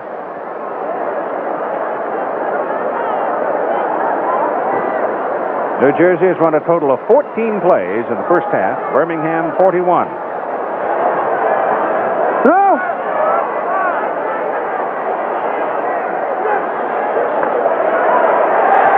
Flutie's pass, overthrown, intercepted by David Dumars. And he returns it to the 41 of Birmingham. David Dumars picked off a pass intended for number 81, Jeff Speck. Last time he was on this football field, or I should say his most remembered play on this football field by the Birmingham fans, was when he picked off a pass against Birmingham, ran it 78 yards for a touchdown while playing with the Denver Gold. Here, ball was just thrown way over Speck's head. Dumars is in position, picks it up. That's his first complete pass of the day. 5 seconds to play in the first half. I like him, boy. I've known him a long time, and the thing about him I don't like. Well, I don't know him, but he's got to be able to have some fun with himself at this point. Yep. Out back. Want to load it up and go as far as he can with it. Jim Smith in a crowd. Did he catch it, or was it intercepted? I thought it was intercepted by Preston. But they both caught it at the same time. Academics, the half's over. So it is Birmingham. Birmingham, who does not score or does not get that completed pass. But let's go right down to Tim Brandt on the sideline. All right, Keith. First of all, let me ask you about the challenge down here. Well, it was simple. I thought there was a possibility that our man didn't hit him. They were both going for the ball, but it was the right time to do it. We had 3 timeouts, and I figured I'd give it one shot down in there, figuring if they had to go for 3 points rather than for the 7, because that was the 3rd down. It would have been their 4th down. They'd have been forced to go for the field goal. And your evaluation of Doug so far? Well, he's a little shaky yet, but I think everything's going to work out fine. Okay, well, thank you. Back up to you, Keith. Okay, 14-7, Birmingham goes to the clubhouse, and it'll be interesting to see Flutie. He's resourceful in the second half. Back with our halftime activities after this message and the word from our local station. Take a moment now with Lynn Swan to look over some of the highlights of the first half, and the obvious highlights, I guess, would have to be the 3 touchdowns with the Birmingham Stallions going on top first. Yes, Birmingham overcame some early mistakes turning the ball over. To have Cliff Stout march them down the field, some very good running on his own part, to finally find his tight end, Mason, in the end zone for a 2-yard completion and the touchdown. Again, this play was set up because Cliff Stout was rolling out, scrambling for big yardage. Interesting that Mason was nailed for holding, which wiped out another touchdown for Birmingham at a later time. New Jersey got even at 7-7 on this burst by Maurice Carthen, and I think, Swanee, here, it's interesting to watch number 22 in white now. He'll come up and try and make the stop, but he comes from the outside. Instead of really going after a solid tackle around the waist, he went for the shoulder pads, slipped off the hard surface. Maurice Carthen picks up a 55-yard touchdown, and those 55 yards account for most of the 73 total yards in the first half on the ground. And in the closing moments that turned into several minutes at the end of the half, Birmingham marched the ball on down the field, and Joe Cribbs wiggled his way into the end zone for the halftime lead of 14-7. Raleigh Dodge football. I think that was the 14th play of the drive, Keith. Consumed a lot of time. Joe Cribbs had some excellent runs. The second effort got him into the end zone on that play. And while just prior to this touchdown being scored and having had a holding penalty in the end zone, and here's a replay of that, the referee had thrown the red flag based on a challenge from the New Jersey Generals coach, Walt Michaels. Now, the definition of the way the instant replay is going to be used by the USFL was that it had to do only with status of the ball. Now, you've talked to Cal Lepore, the director of officiating. What did he say about this particular thing? He verified what you said right after the play, that particular challenge had nothing to do with the status of the ball. The referee made a mistake. When Walt Michaels challenged, the referee should have said, "I'm sorry, you cannot challenge on that play. We continue." It was holding. It was holding. That's it. Okay. Judgment call. What do you think of Doug Flutie's circumstance now? I think it's difficult. I think he's coming out here trying to execute. He's seeing a very good defense by the Birmingham Stallions. Might be a little bit confused. You can't expect him to come in and win this football game single-handedly. He has a team, an offensive team with a solid running attack in Herschel Walker and Maurice Carthen. He's got a good tight end in Sam Bowers. Walt Michaels will have to utilize their talent until Doug Flutie finds himself in this professional league. The idea that an athlete can walk off the campus, this bothers me a little bit. that suddenly they think that this 5'9.5" 22-year-old young man can part the waters, can do almost anything. Last time I looked, it took a lot of folks to move the football around the field. Now, your reaction to the height that he's been caught up on? Well, I'll be soft or I'll be hard. I think I'll take the hard line on this. I think it's ridiculous. How in the world you can think that a marketing decision is going to make that young man a great football player? You take him off the campus, he doesn't have the experience on the professional level. I think it was completely a marketing decision because of his image and his impact on the gate to have him start this football game and trading Brian Sipe to give him a little cushion, the time to learn this football game. And note on Sipe, Brian, in the first half today in the Jacksonville-Baltimore game, suffered collarbone separation, right shoulder. He'll be out at least 6 weeks. So fortune is not falling on Brian Sipe in Jacksonville, and the jury is certainly still out on Doug Flutie with the New Jersey Generals. We'll be back with the third quarter after this message and a word from our local stations with our halftime score 14-7 Birmingham. Doug Flutie warming up on the sidelines, 0 for 7 in the first half and 1 interception. Now, how does this match into the overall halftime stats for the New Jersey Generals? You can see there that Birmingham, utterly the dominant team, and particularly, Swanee, in time of possession. Well, 15 first downs. They've been able to successfully run the football, pass the football. They only tried to go deep really one time. The secondary of New Jersey has been generous.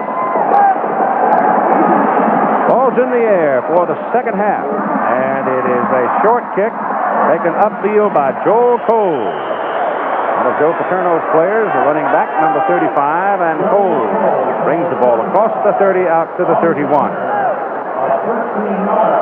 So Birmingham has the first possession in the second half, leading 14-7, whereas it's been a rough first half for Doug Flutie, the most successful first half for Cliff Stout.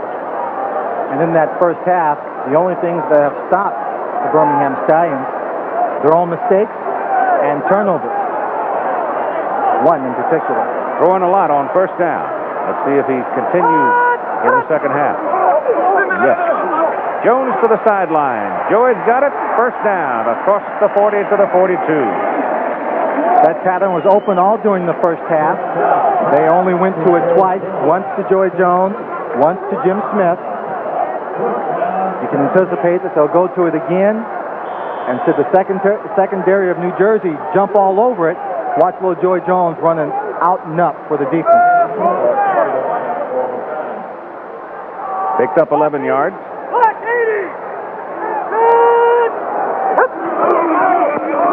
Hand off to Earl Gant. And Gant gets to the 44 from the 41. Pickup of about 3. Keith, we said last year in reference to the New Jersey General defense that they're not an emotional defensive team.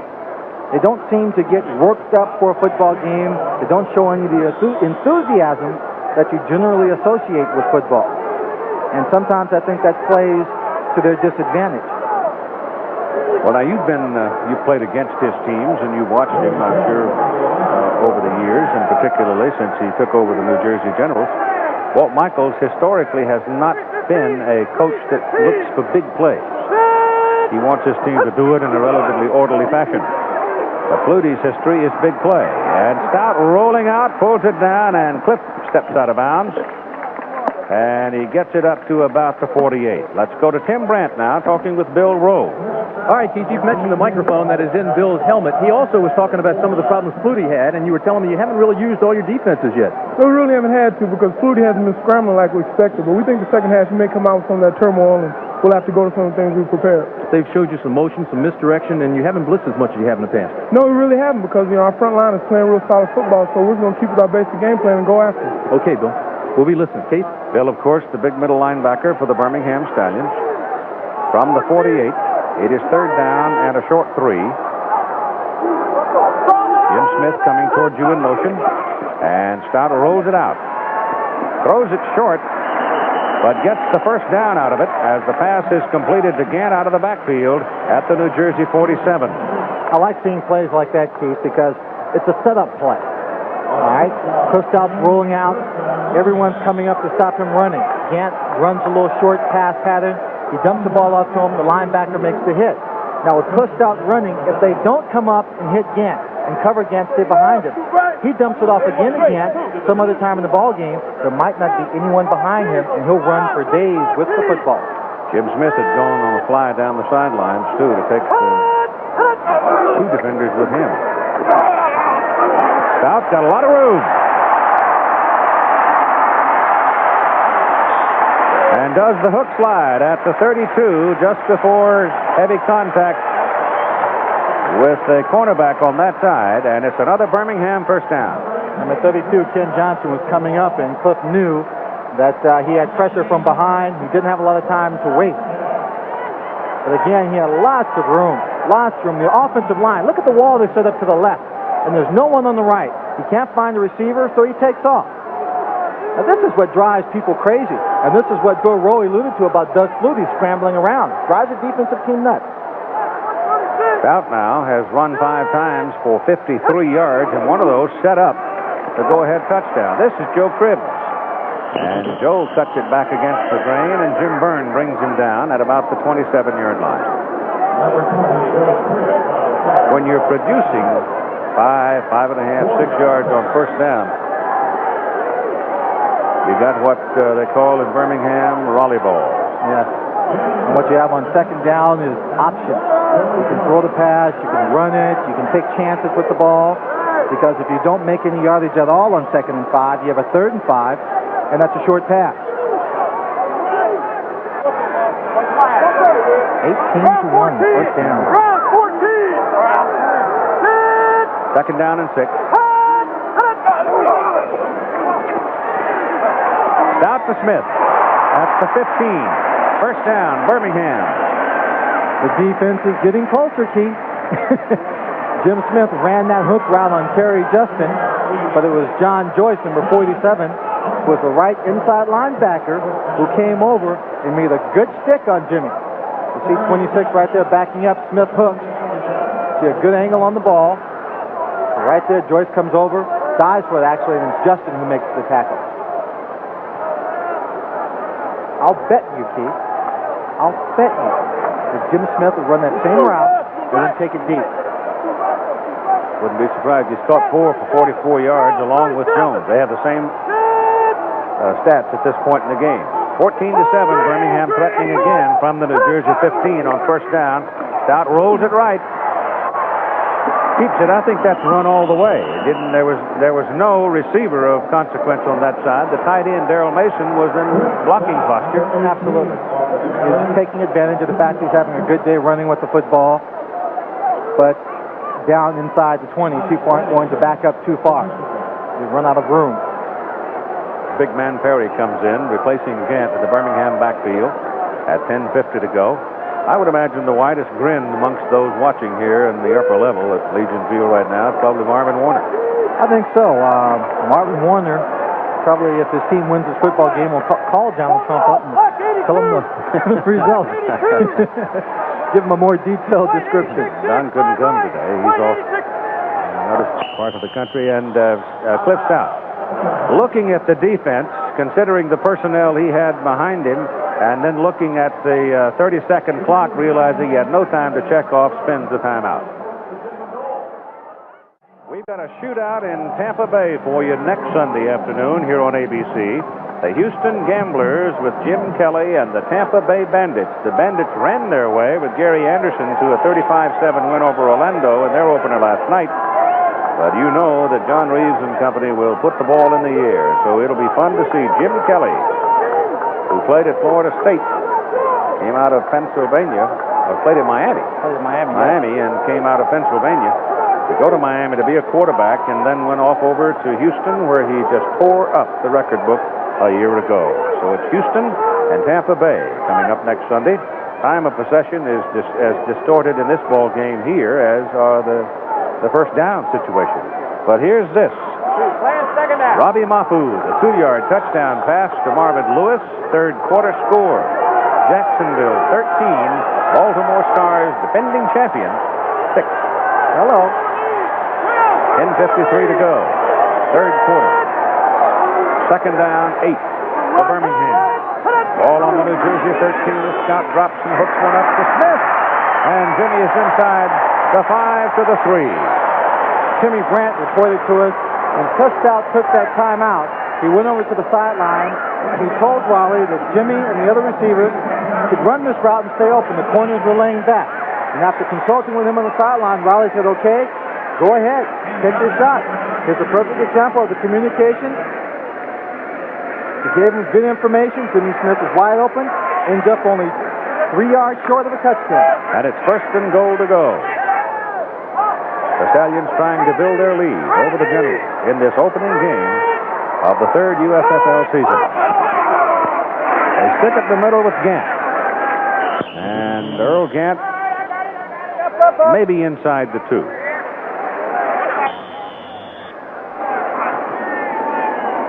All those injuries that the Stars have had, obviously they're, Sutton and both corners, Gibson and Sutton out of the game today. You can't expect to stop a team when you've got those kind of injuries and people aren't playing well. If they're tentative or they're totally out of the ball game, they're not feeling confident about what they're doing. 2nd down and goal to go from the 2. There's a Mack truck in the backfield.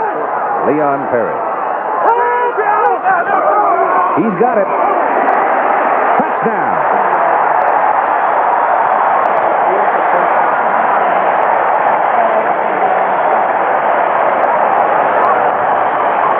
There's a line in a song, Keith, that kind of reminds me of Leon Perry. It says, roll on, 18-wheeler, roll on. Something like that. Well, for 3 tough yards, Leon Perry, with a low blocking in front of him, is very difficult to bring down. He gets stopped just short. He just keeps it going. That was pretty good line surge, too. Yeah, very good line surge.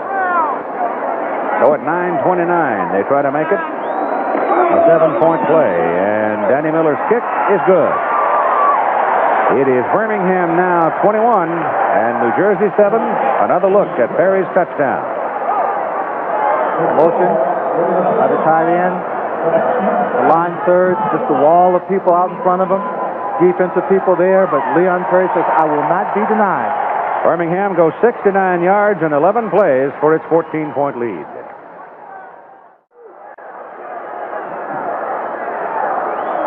Well, the Generals' defensive group catching their breath.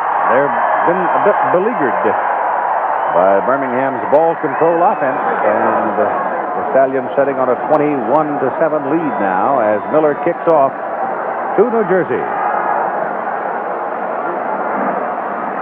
This is Marcus Hackett. And a young man from Syracuse brings it back to about the 30, where the Generals will have the ball. In the first half, and New Jersey had 15 plays. And you add to what Birmingham had in the first half, those 11 plays, resulting in the 69-yard touchdown, and the Stallions now have 53 plays.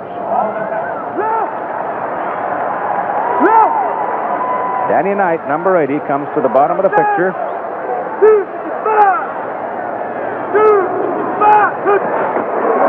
Flutie back on 1st down. Loops it downfield for Speck.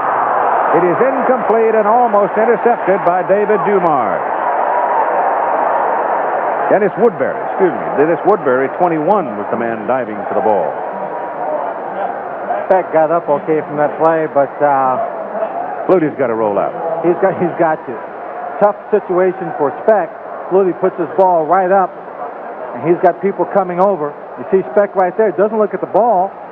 Starts looking at number 24, Chuck Clanton. He's going to get hit anyway. Might as well try and catch a dive for it. Might help himself. 2nd and 10. Here's your rollout.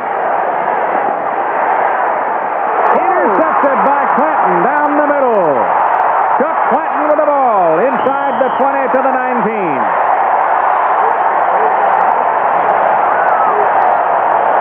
Let me say this.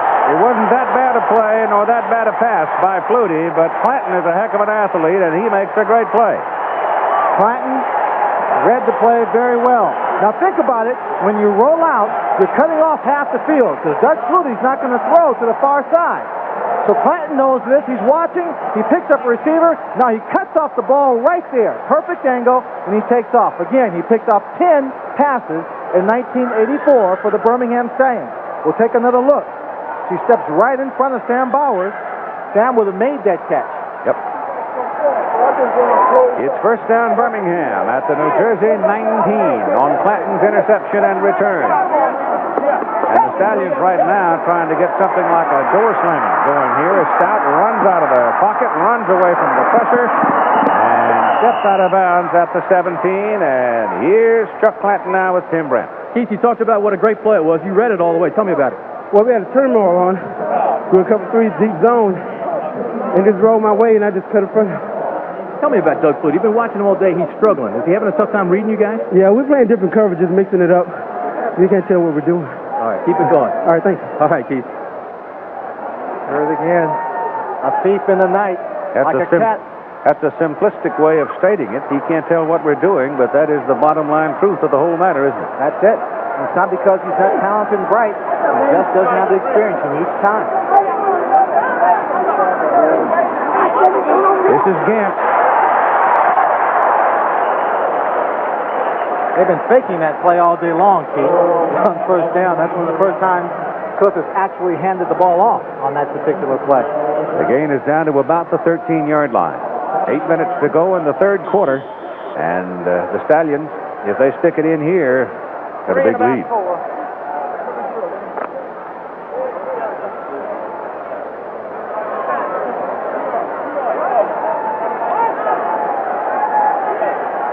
It is so difficult. You have to do some very drastic things when your opponent has everything working so well. Yep. In this case, it's everyone from Birmingham is playing great. Stout out of the shotgun. Unloads it. Pass complete to Mason, and Mason trying to dive ahead and pass the marker. Looks like he achieved it for the first down. So Birmingham's playing great. New Jersey's got to find something to turn it around. Now, when you're playing great, this is what you start doing. Shotgun. They didn't have it in last year. They only put that shotgun in for the playoff game against Philadelphia last year when they lost because Cliff Stout had a bad shoulder. Raleigh put it in this year for the whole season, and you're going to see this Birmingham team do a lot more from now on in this ball game. Ball is setting just inside the 8-yard line. First down and goal, Birmingham. Stout 5 out of 5 in this half for 42 yards. On a throw.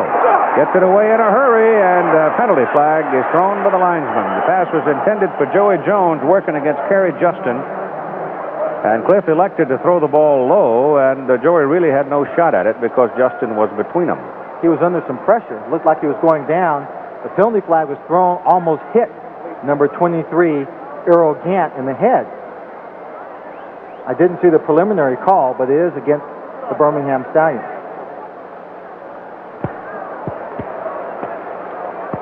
Tommy White, the referee, will define it for you.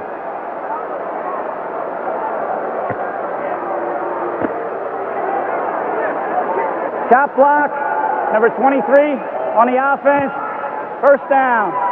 Chop block. They give you the unsportsmanlike conduct signal, but then further define it as a chop block.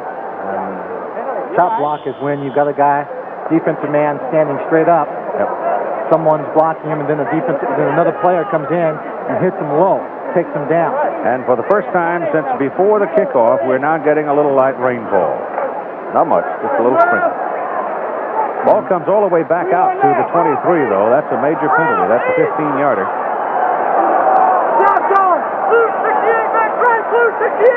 It's first and goal from the 23 for Birmingham.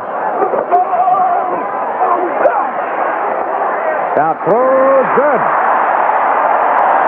Pass is caught by Ken Kohler. When the ball is thrown there and the man is sliding on the ground, cradling it to his body, you need a 6-iron to defend against it. For a sandwich. And that's something. Something to dig that ball out away from the receiver. He comes across, it is thrown low. Because Kohler does a great job of getting low underneath the ball to pick it off for the completion. There, the folks bringing out the umbrellas with that little light shower on us. But it's really a very comfortable day. The temperature is pretty close to 70 degrees. Second down and goal now. Ball from the 7. Stout gets it off in a hurry, and it's touchdown for Earl Gant. He hot-fingered it a little bit before he got the handle, but he sticks it in the end zone, and Birmingham now jumping out to a big lead. I'm sure for Earl, his heart was in his throat just a little bit. Ball bouncing around, maybe a result of the rain. Cliff Stout sets it up very well with the play action. Ooh, almost loses it. Little hip action, bounces it back in. Earl Gant is having a very good day, making it tough for Leon Perry to get his starting job back. Bobby Lane will hold it. Danny Miller will kick it, and it's good.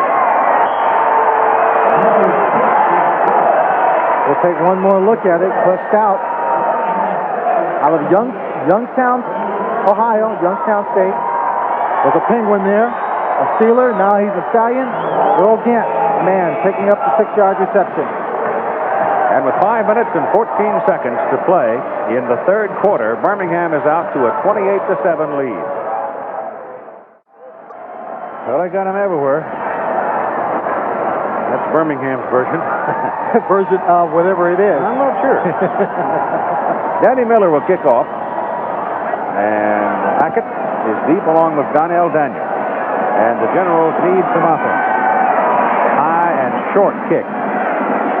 Taken well upfield by Jeff Speck. Tight end fumbles the football, and Birmingham's got it right back. Mickey Sutton from Montana covers the ball, and the Stallions get a break.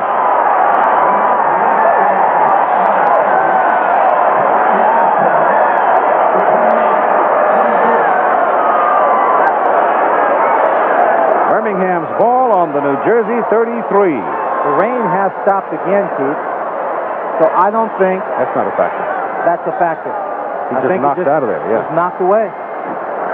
Can't tell who it was that came across and got an elbow on it, but he just flat knocked the ball out of his grasp. I was about to say with those short and high kicks, and he was not going to be around the football team too long. If they keep getting fumbles, what the heck? Well, of course, the tight end is not used to returning kickoffs either. Stout trying to go big with it. Settles for Joey Jones, and Jones can't hold on. The pass was a little low, thrown in front of Kerry Justin. And so Stout, who was 7 for 7 in this half, misses for the first time. He held that ball a little bit longer, trying to wait for a receiver to break deep. And that sideline pass is a timing pattern, as I said earlier. So when you decide to go back to it, the timing was off a little bit. He had to keep the ball in bounds. Joey Jones is trying to come back for it. Jacksonville now a 19-6 lead over the defending champion Stars. Denver and Oakland 7-7.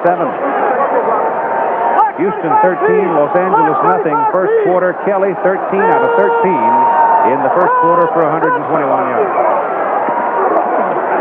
The drop sets the screen. Gant got it. 2 men in front of him. Big play coming here. Gant is inside the 20 and down at the 14.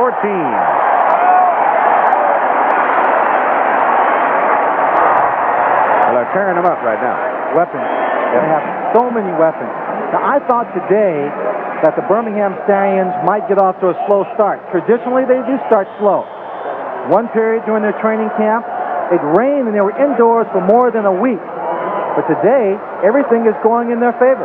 Cliff Stout's having a great time. Last year, he came into Birmingham under a great deal of pressure. Today, he is relaxed and as confident as I've ever seen him.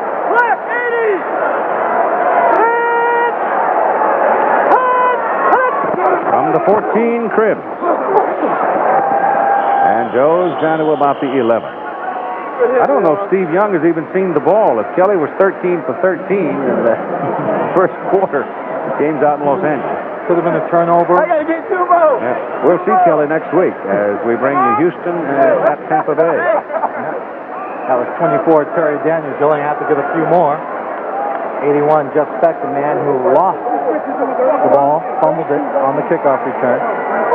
He's got to put that thing away because people are coming at you full velocity. It's not always wise to carry it in one arm, but then again, he's not the kickoff man, is he? 3 minutes to play in the third quarter. Second down, and I think the 30-second clock might have run out on him. Sure did. Saying 0. Cliff thought he could get that one off. One of the few mistakes he's made all day. Probably didn't look up at the clock. Got it. There's the story of the Houston-LA game, as we were telling you. Tim Kelly, most valuable player in the league last year. Oh, he is a horse and a half. Superbly talented man. Portland has scored in the ball game, 7-6. Doug Woodward doing the quarterbacking out there now with the retirement of Johnny Walton and Matt Robinson, who was at Jacksonville, backing him up. Of course, the Portland Breakers started out in Boston. Then they moved to New Orleans, and the owner, Joe Cannizzaro, moved them up to Portland. One of the players for Birmingham told me, he said, if you want to see the world, join the Breakers. Black 86! It's second down and 12 now with the 5-yard penalty. Ball coming back to the 17. Pressure zone. Stout loops it, got it away. He felt the pressure coming, and suddenly, out of the corner of his eye, he saw Mike Weddington in full speed and dumped him. He had two combination patterns working on either side of the one on each side of the field. Looking to his right, he sees the pressure. Fortunately for him, he did look to the right. Had he chosen to go to his left, had he gone to the right, he would not have seen Mike Weddington. Mike Weddington would have laid a good stick on him and dropped him for a sack. Michael played his college football with the Oklahoma Sooners. 3 minutes to go, third quarter. It is now 3rd and 12. Blue 87, slide left! Blue 87, slide left!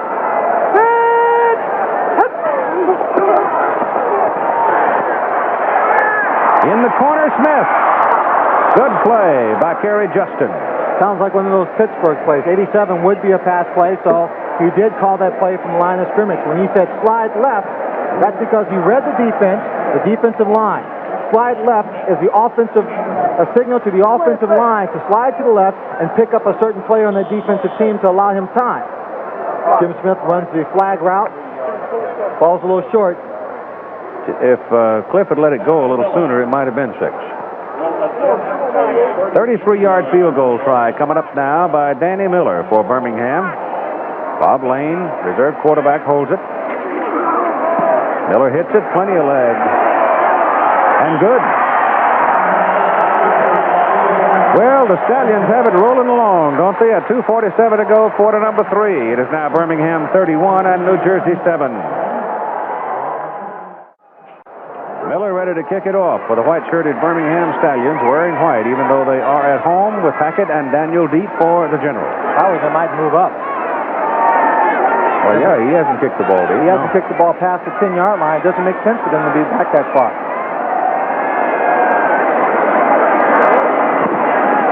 That turnover producing the field goal. This reaches the 11 for Daniel. Donnell Daniel out of Southern Illinois. He played on the Southern Illinois championship team that Coach Ray Dempsey took down to Charleston. Played Western Carolina. Ball is on the 32. Good return by Daniel, and so Flutie has pretty good field position to go to work now. New Jersey has had the football in the third quarter, 41 seconds. And there's only 2 minutes and 27 seconds in this third quarter.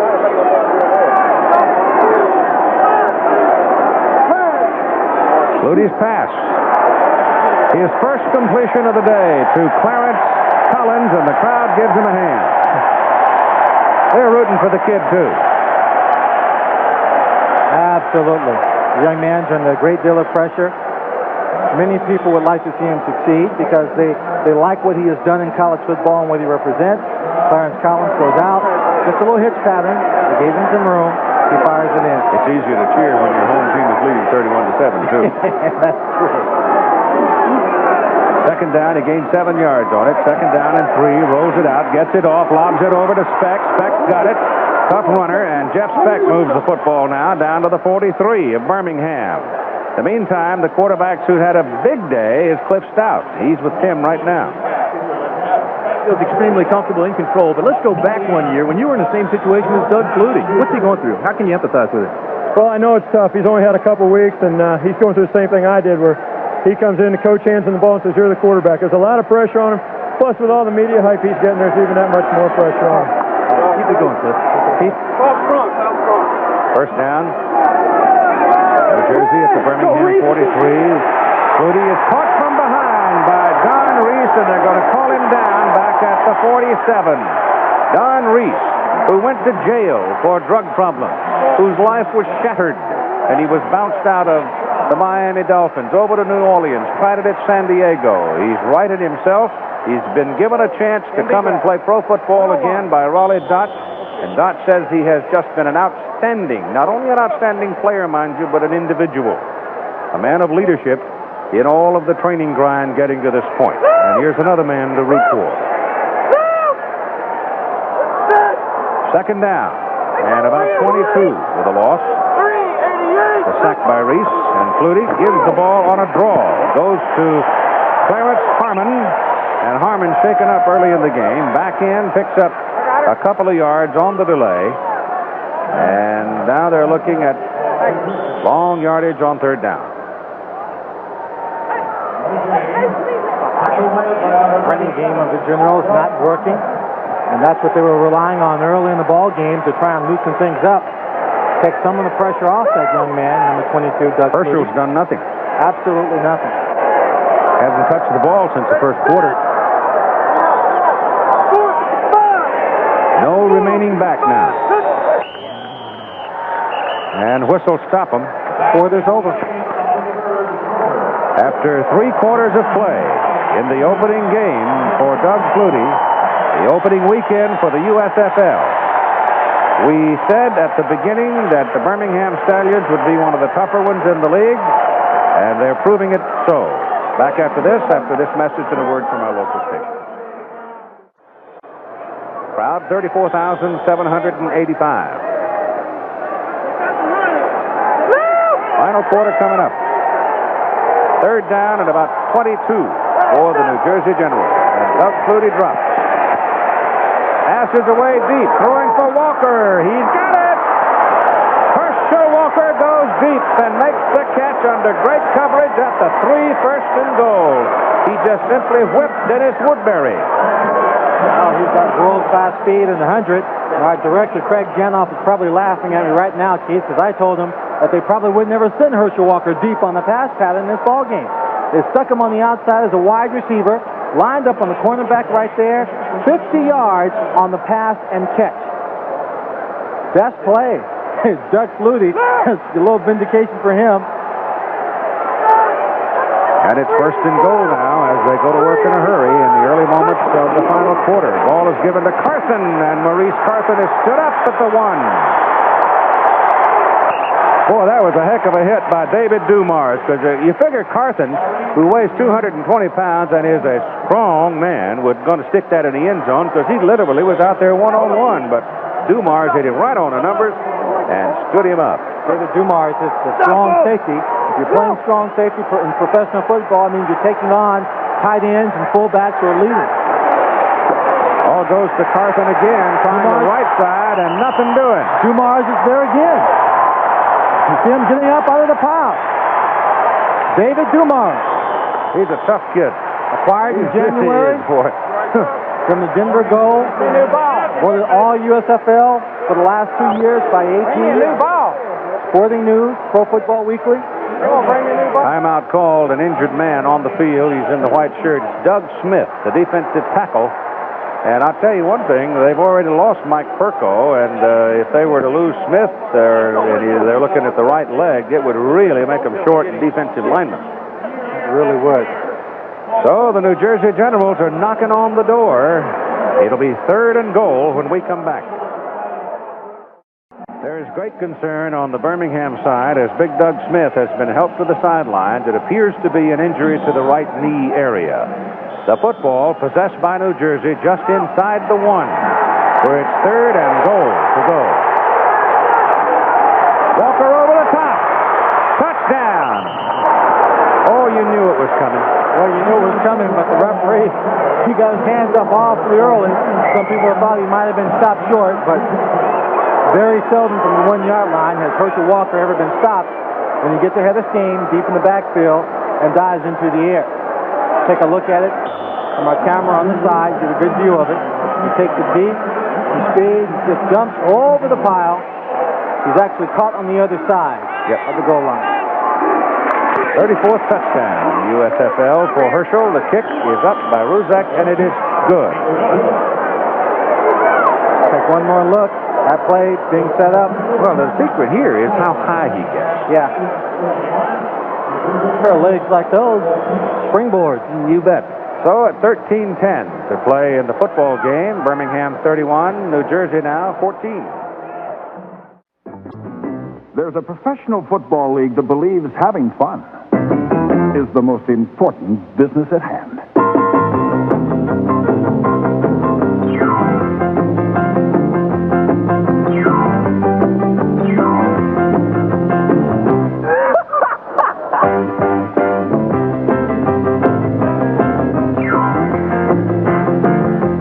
The USFL, where football is still a game.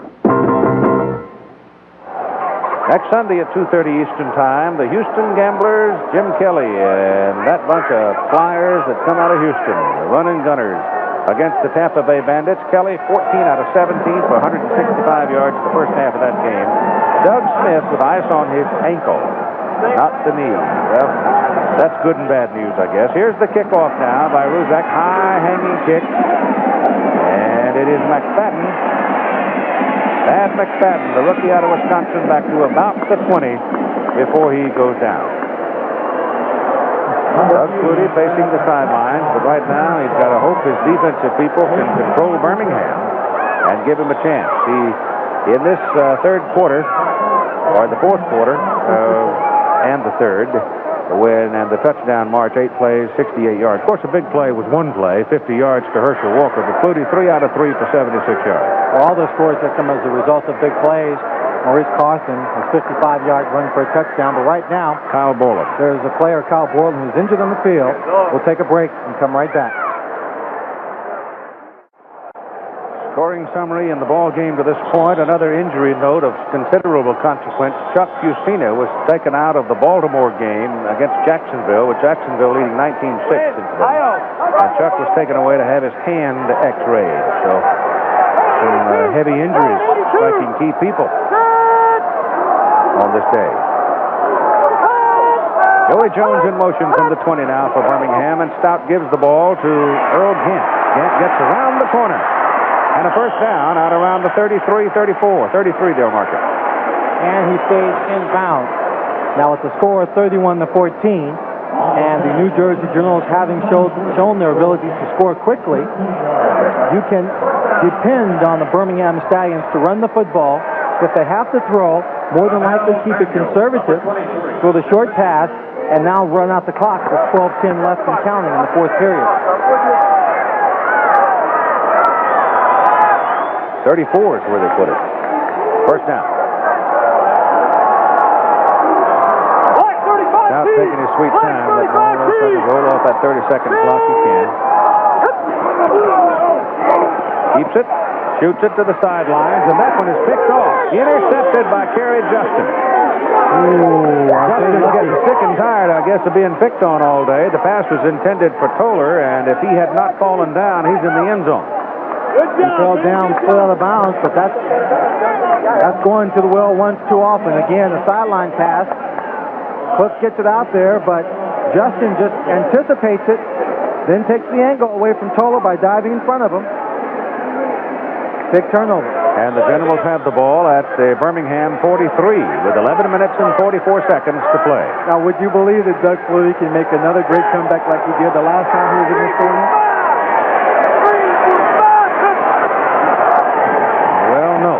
You want the truth of it, but he's trying. I'll tell you that. He hit Danny Knight on that play, and Danny Knight goes for a first down at the Birmingham 30. I'm not going to say he can't do it because I've seen him pull off too many things before. It's going to hurry up offense going. Birmingham quickly changes its defense to a prevent defense. Flutie has hit 4 in a row now. Looks at Walker, goes for Walker, and he was a little bit behind Herschel. If the ball had been thrown a little more in front of him, he had a good chance to catch it, and that time it was Ted Walton defending. See Herschel, number 34, lining up just off the offensive tackle.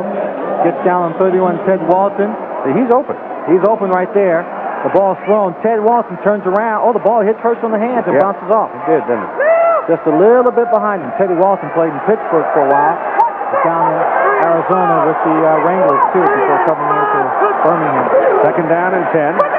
Flutie loops it for Walker. And you're going to get a penalty call there on Dennis Woodbury because Woodbury just simply did not allow Walker access to the football, and the ball was certainly catchable. Well, the ball's catchable. He doesn't allow him access, but I think where he runs into problems, Keith, is by using his hand. Yeah. You'll watch. You have Herschel Walker isolated. He uses his hand. He has a good bump. Now, as long as he stays in front of Herschel, he's allowed to be there. But watch him. He'll make contact, and he'll put his hands up again. Now, if he hadn't put his hands up, kept him down to his side. Number 21, defense, first down. It could have been pass interference against Herschel Walker. So the 10-yard penalty, 15-yard penalty puts it on the 25. It turned out to be a 5-yard penalty. 5-yard penalty on the 25. And this is Carson.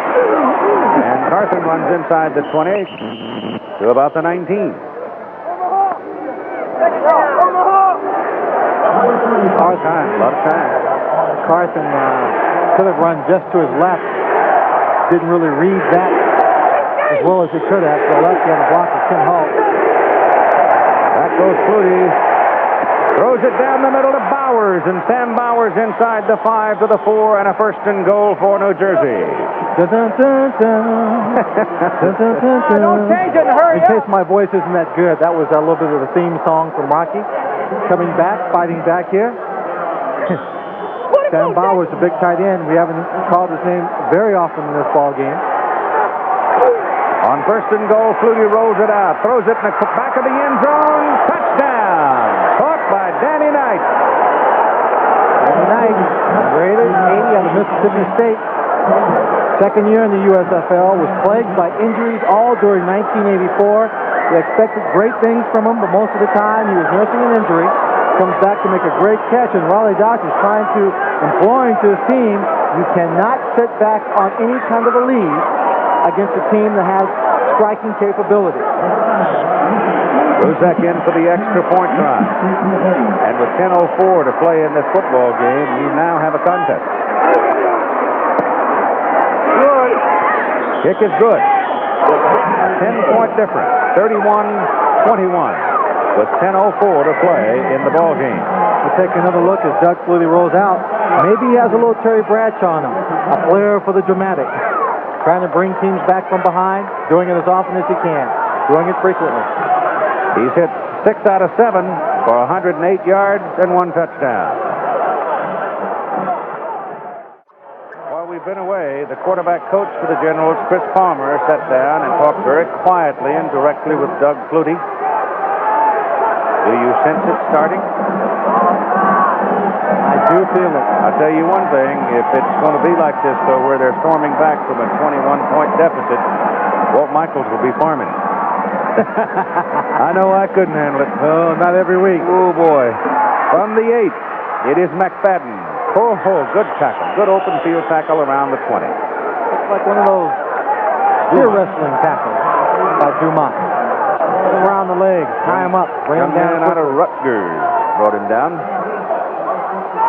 Well, 9:56 to play, 10-point difference, 31-21. Let's see if Birmingham now comes out a little more aggressively in this offensive possession. They'll have to, because only 10 points up.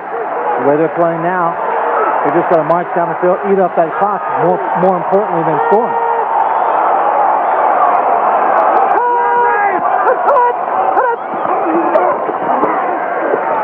Gant with the ball. Number 72 comes across, Lynn Madsen, and runs him down at the 19. Tim Brandt standing on the New Jersey side of the field. What's the feeling, Timmy? Keith, you asked that a second ago. I was over here. I asked Herschel if he would talk with us. He said, absolutely not, Timmy, because we're busy. We're going to come back. Same with Maurice Carson. He wouldn't talk with us. Before, when they were very quiet, when they were losing, almost beaten, you got the feeling that they weren't in the ballgame, that they were lacking the confidence. Now they feel like the momentum has shifted. Keith, you can feel it down here. Things have changed drastically. They feel now at least they've got a shot with 9 minutes left, down 10. They do have a shot. It's up to the defense, however, right here to control the Stallions. They force Cliff out to go to the pass. He keeps it, rolls it deep. Weddington's after him, throws it away. Bounced the ball in front of Darrell Mason.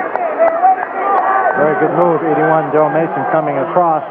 Again, Coach Stout playing a very smart game all afternoon. As you said, roll back deep. Did not want to get sacked or run out of bounds inside the 10-yard line, his own 10-yard line. Dumped the ball into open space. It'll be 3rd down, 11 for Birmingham as they come up.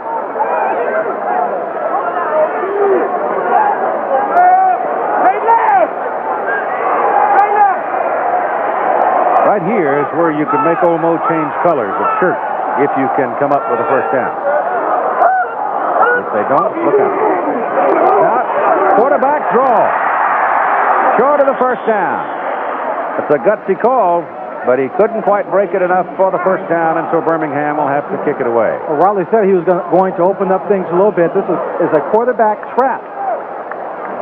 So he takes this from the shotgun position, he runs up. He really doesn't give the defense a lot of time, the linebackers a lot of time to move out of the way. They're still in the middle of the field. They were there close enough to stop him from getting the 10 yards and the first down. Parsons in to punt, low snap. Both his previous kick, 42 yards. That one comes back, and it's relatively short, taken by Donnell Daniel, and Daniel gives New Jersey possession of the ball at their own 40, first down. 8:01 to play, and there is a penalty flag thrown back somewhere in the vicinity of the line of scrimmage. 38-yard punt.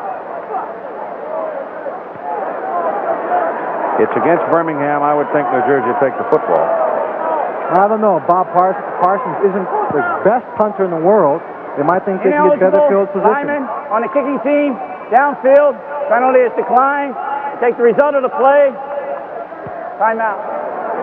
So the ball is marked just inside the 40, and that's where the Generals will go to work. Let's say it's the 39 because that's really where the ball is closest to. And they pop it in the middle to Carthen. Carthen is thrown down at the 43 with the clock running at 7:35 to play in the ball game. 31-21, Birmingham, and it was utterly lopsided. Devastatingly so, really, for Doug Flutie in his debut until the late stages of the 3rd quarter and now into the 4th quarter. And Flutie drops. Takes off and lobs it downfield, complete to Collins.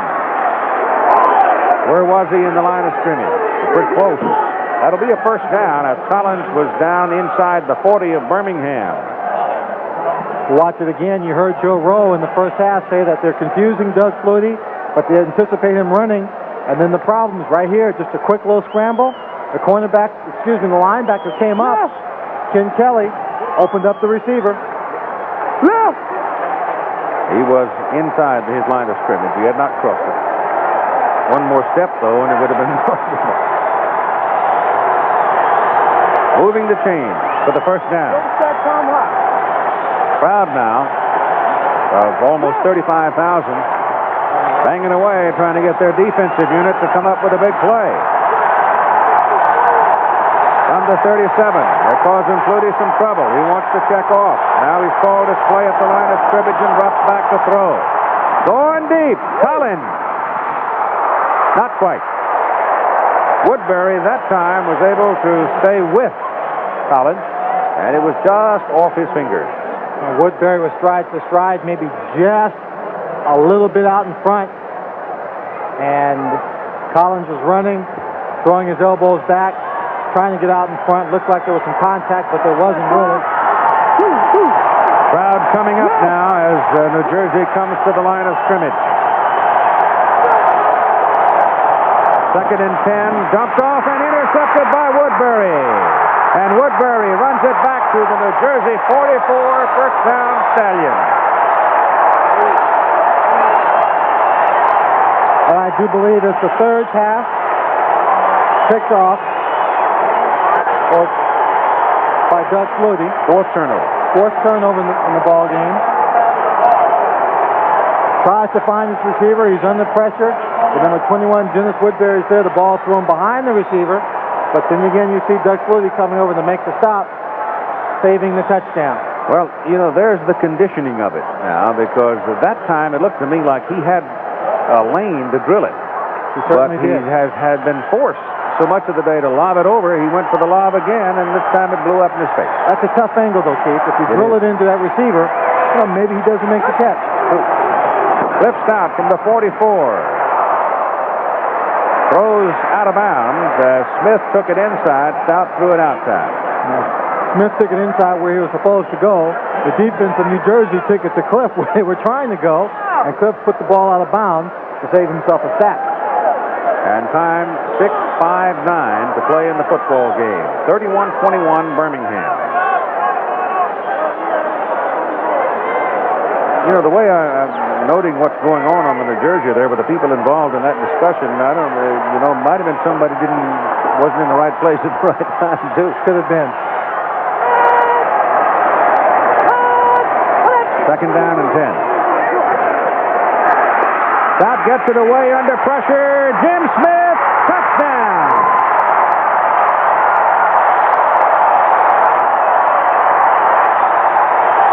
.44 yards on the pass play and touchdown. Part of the Pittsburgh connection here in Birmingham, Alabama. Cliff Stout, Raleigh Dodge, Jim Smith came down from one Steel City to another, maintained the connection. You watch Cliff Stout dropping back. Now he gets whacked just He as gets he a lot turns of it loose. pressure. He hangs in there. He waits for Jim Smith, holds it. He's taken down by Kyle Borland, number 50. But he lets the ball go, and the ball flies true. Never saw it, did he? 86. No, he never saw it. Jimmy hanging on to it, saying to himself, I'm wide open, just catch it and score. So Cliff had missed 5 in a row, and then suddenly comes back with a big one. And Miller in for the extra point try is good. And so it becomes a little different picture now. At 6:51 to play in the football game, Birmingham regains a comfortable lead of 17 points. Jim Smith, the man that just scored the touchdown, having a big day in the opener of 1985 for the Stallions. Former Wolverine, one of Bo Schembechler's boys. Miller kicks off. Hackett runs it down at the 6.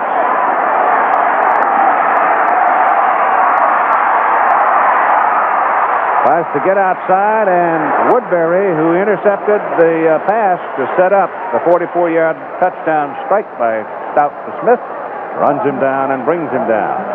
The Jacksonville Bulls have upset the Baltimore Stars. We told you that Chuck Fusina had been taken out of the game to have his hand x-rayed. We told you that Brian Sipe had a dislocated shoulder, a broken collarbone, I guess it is. But Robbie Mapu steps in, and the Jacksonville Bulls pull off a stunning upset. Oakland leading Denver. Oakland's going to be a tough football team. Yeah, I think so too. You bet. You betcha. Bobby Hebert was the starting quarterback out there today. This is Flutie. And runs away from the crowd. This is where he'll drive you crazy, and he's got a first down. Did they touch him while he was down? Well, I don't know. You know, oh boy, I'll tell you, one of the things you have to remember in college football, once you hit the ground, the play is over. In professional football, someone has to touch you. He looked like he stumbled, and I just for a moment thought no one touched him. That's his first real scramble of the day. Flutie goes down the middle with it, and the pass is slapped away, intended for Herschel Walker. Linebacker Bill Rowe had dropped off to help cover. Ooh, boy, my heart jumped in my throat, Chief. I thought, as we look at this last play, Bill Rowe, the middle linebacker, I thought for sure he had not been touched, and he just jumped up and left the ball sitting on the ground. The official was standing right next to it. He would have been in trouble. Second down and 10. On the 37. He's got Bowers, but he rolls the other way and can't see him. Instead delivers the ball to Harmon coming out of the backfield, and he's got a first down. Pirates getting just beyond the marker. Now, Keith, you had asked if he had rolled past the line of scrimmage earlier. Well, that one was even closer. Was it? Oh, yes.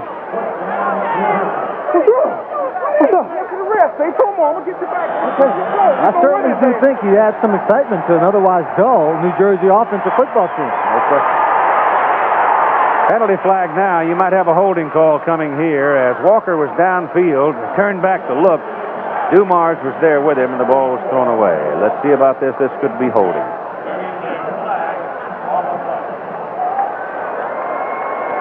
Time remaining 5:29. Illegal use of hand by the offensive team. Keith, Sure. when the Generals started coming back and the pressure was on Birmingham, Woodbury's pick off of that pass, this Birmingham team let out such a sigh of relief. No question. Because they were starting to feel pressure. As one team was loosening up, the other team was starting to tense up. Number 68 on the offense. First down. So you've got the double effect of one team doing better and the other team trying to, falling into a hole. It's now 1st and 20 out of the shotgun. Pressure, pass away Walker, penalty flag down. Herschel is hit hard by Ken Kelly just as he caught the ball. Let's see about the flag.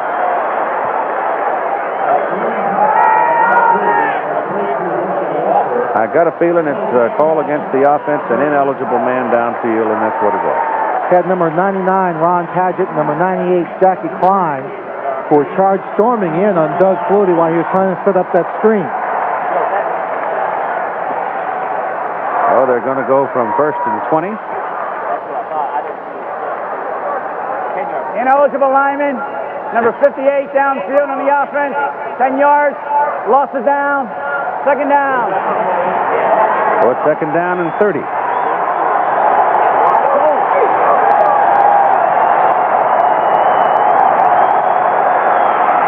Again, penalty flag. The pass is thrown down the middle and intercepted by Woodbury. But it won't count. Or is it Clanton? Clanton. It won't count. It'll be against the defensive line of Birmingham. Both teams kind of showing early season opening game jitters here in this one, aren't they? At various times and varying degrees. No start on the defense. It'll be a 5-yard penalty. Accept it, and it'll be still second down. Now the flag starts to take it the other way. That was Clanton that came up with that pass down the middle, but as Swanee said, doesn't count. 5:09 to play. That's two big plays that have been taken away from the Birmingham Stallions. One a touchdown by Cribbs when there was holding on the play, and now this interception by Clanton. Ball is on the 34. Back goes Flutie. His pass is off and incomplete. I don't know whether he was throwing for Walker or whether he was throwing for Knight, and Herschel turned around and looked at Danny and said, "Me or you?" Yeah, and Doug Flutie, it was getting awfully tight for him back in that pocket. They've got to go just inside the Birmingham 41 to get the first down. They need 25 yards. 5:01 to play. Well, at this stage of the ball game, I'm not going to say whether I think they'll get it or not. The way they've been playing. Well, I think losing Big Doug Smith in the trenches probably has hampered Birmingham somehow. Flutie back, 1 out of 7 on 3rd downs. He shoots it. It is caught by Walker on the ricochet. It was on the hands of Ken Kelly, the linebacker. He couldn't hold it because Flutie throws it hard. And pass was a low and perhaps a little short, but Herschel will catch it on the ricochet. 4th down, about 4 yards to go, Keith. It would have been a great play by Kelly. Just, like you said, too fast, couldn't hang on to it.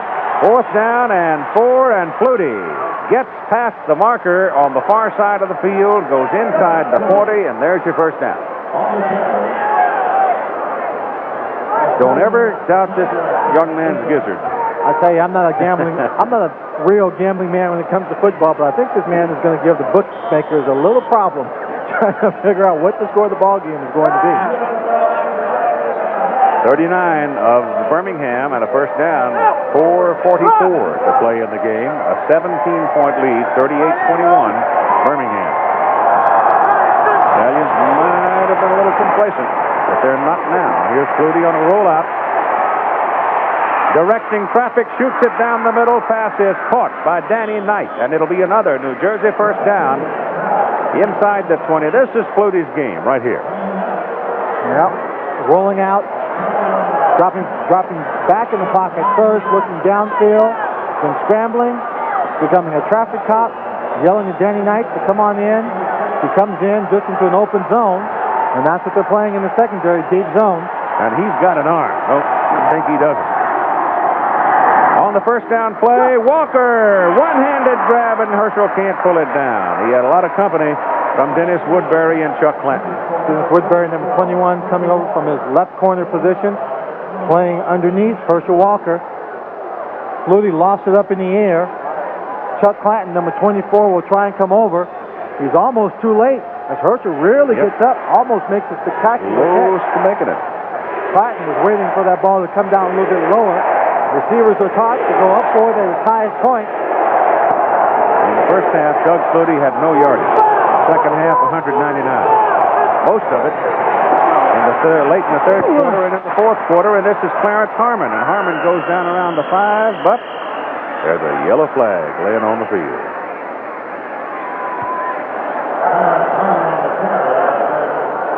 Who is it this time? Birmingham or New Jersey? Oh, no. Hurry up offense. Players are getting tired. It's the first game of the season. They're not really in top game shape yet. Encroachment. Right corner on the Offside defense. Birmingham. Penalty is declined. Harmon reached the 5. It'll be first and goal for New Jersey. It'll be first down, New Jersey. Last 13 minutes of this game, Keith, is quite respectable. Donald Trump could quit kicking the football. He sees hope. I can imagine how depressed he was for a while. It's Flutie rolling left. Shoots it in the end zone, and it is caught on the rebound. There's a flag thrown in the end zone. Woodbury slapped it away, and Clarence Collins dove for it and came up with it, but let's see about the flag. I think that was Marcus Hackett, Keith. I'm not Was sure. it Hackett? Hackett. I think it bounced off Clarence Collins, and then Hackett caught it. The officials are talking down there. I don't know what the call is. Pass interference. Number 21 on the defense. Penalty is declined. Touchdown. It's a touchdown, and it goes in the book for Hackett. You're right. There we go. We'll watch it again. Doug Flutie waiting. Receiver pops open, fires it. Now watch it. It'll bounce right off 82's hands, his chest, and Marcus Hackett's right there to pick it up. And the extra point try by Ruzek is good.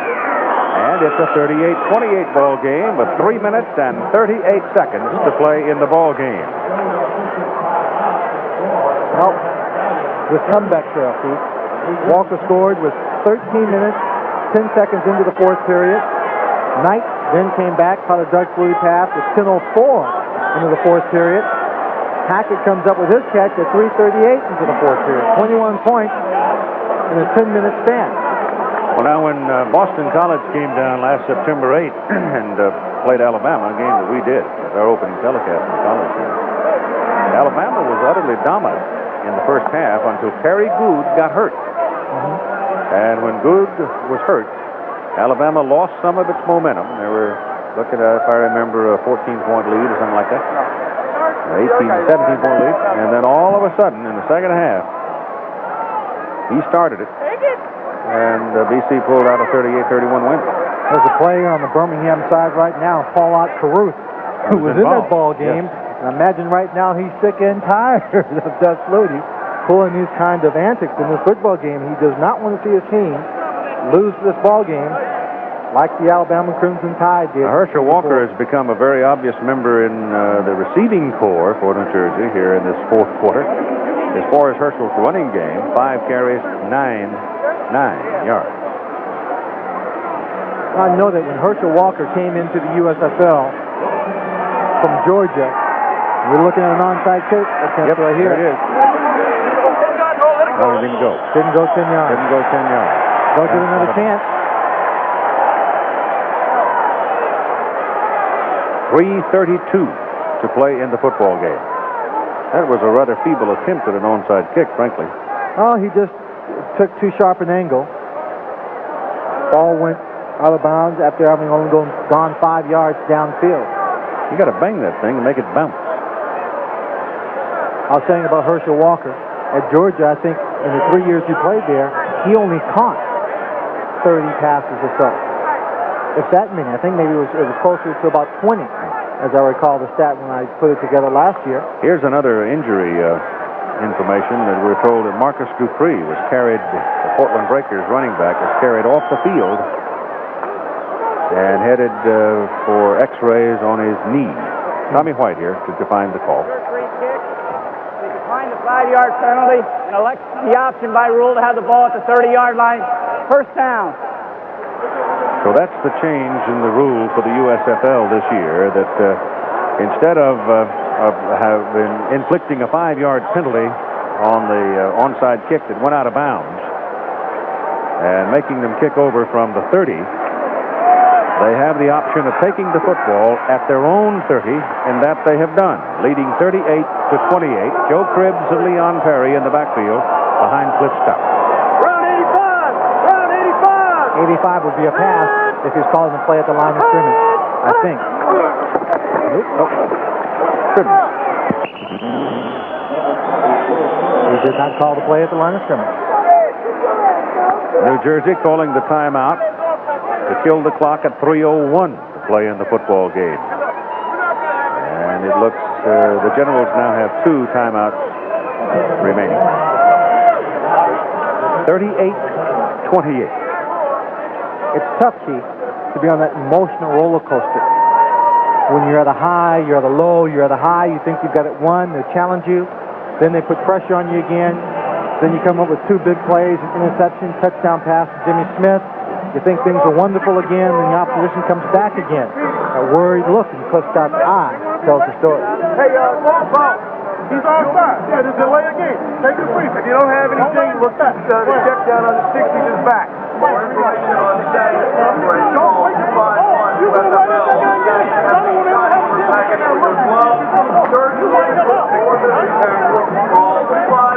Well, there seems to be a little more of an energetic tone on that New Jersey side. It picked up really at the close of the 3rd quarter, and it has remained so throughout the 4th quarter. Stout, big day for him, 285, 219 through the air, and he's run for 66. Next week, we'll see Jim Kelly and John Reeves greasing their holsters. Game in Tampa Bay. 2nd down and 9. Stout put behind the line of scrimmage and falls down. He almost slid away from Mike Weddington, but he's dropped inside the 30. And once again, New Jersey's going to call a timeout to save time. 2:52 to play in the game. And the Generals now have 1 timeout remaining. Dick LeClaire going over to the sideline, hoping their defense will hold, give them the ball back with enough time to score quickly, and then try another onside kick.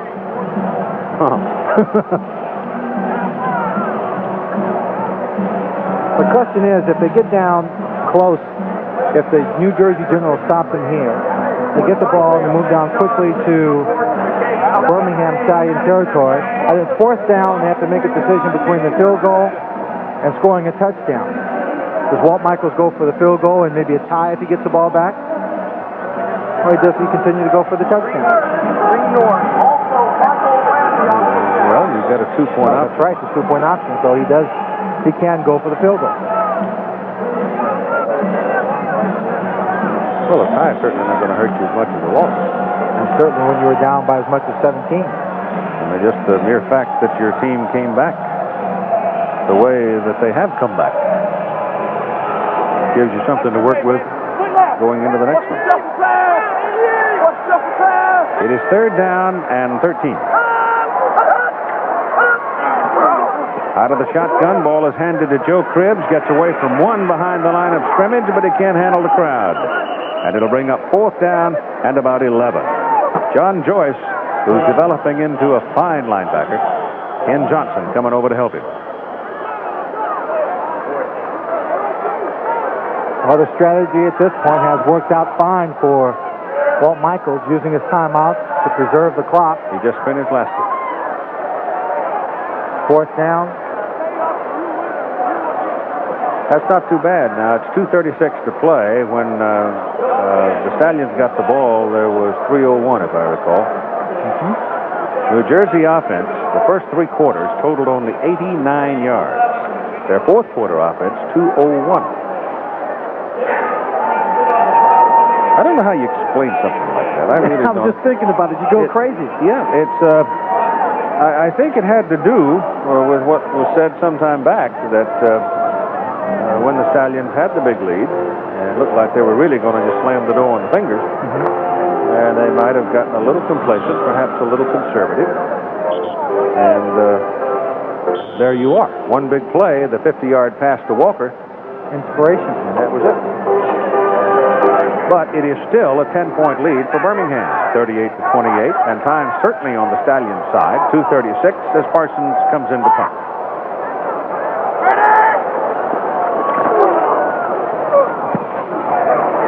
Bob's got a good one. Daniel backs up to the 29 and fumbles the football, and it is rolling around on the ground. Birmingham, I think, has it. They do. New Jersey with no more timeouts. Daniels looking around, trying to find some place to go with it, trying to make a big play, and wound up doing nothing but messing everything up, turning the ball over as Doak Field comes down to cover for the Stallions. Right there, you see he's running sideways, looking for that ball, gets his arms stretched out. Ball goes right between. So falling on it, he tries to pick it up. When he does that, the crowd is upon him, and Doak Field is the man of the moment. And I think that thump you just heard was the door. No more timeouts remaining for the Generals, and the ball is marked inside the New Jersey 31 and owned by Birmingham. And Cliff Stout now at the 2-minute warning coming across the field to talk to his coach Raleigh Dotch and figure out what it is the coach wants to do in this possession. Of course, you know what he wants to do. Run 10 plays, stick it in the end zone on the last second. That's what he would like.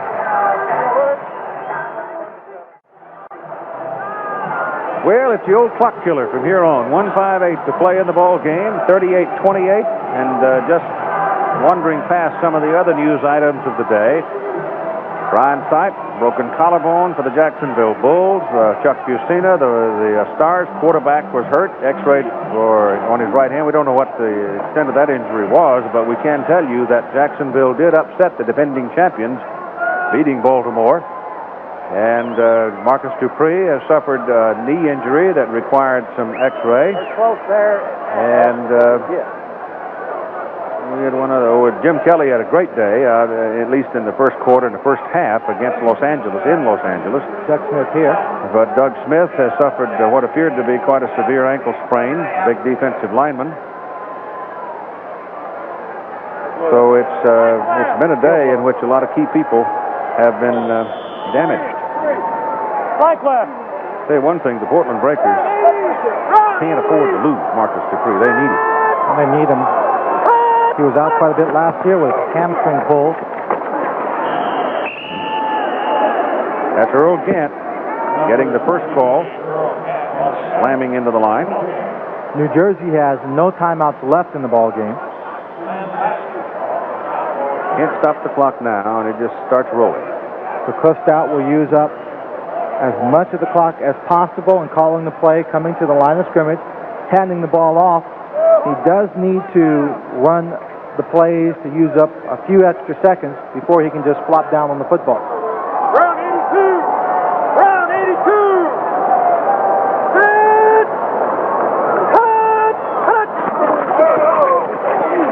Over the big man, Perry. And Perry runs it down just short of the 15 for a first down. Leon Perry carrying. And they might score yet. That'll stop your clock. It always stops in the USFL in the final 2 minutes, as it does in college football, to move the chains. No, the clock's still rolling here. Well, only when the ball is placed. Yeah. Once the ball is placed, then the referee rolls it. I'll tell you one thing. If you give the ball to Perry, he's got a little more incentive to try and score, trying to win back a starting job here after having come into training camp a little bit overweight. Got his work cut out for him because Earl Gantz had a pretty fair day.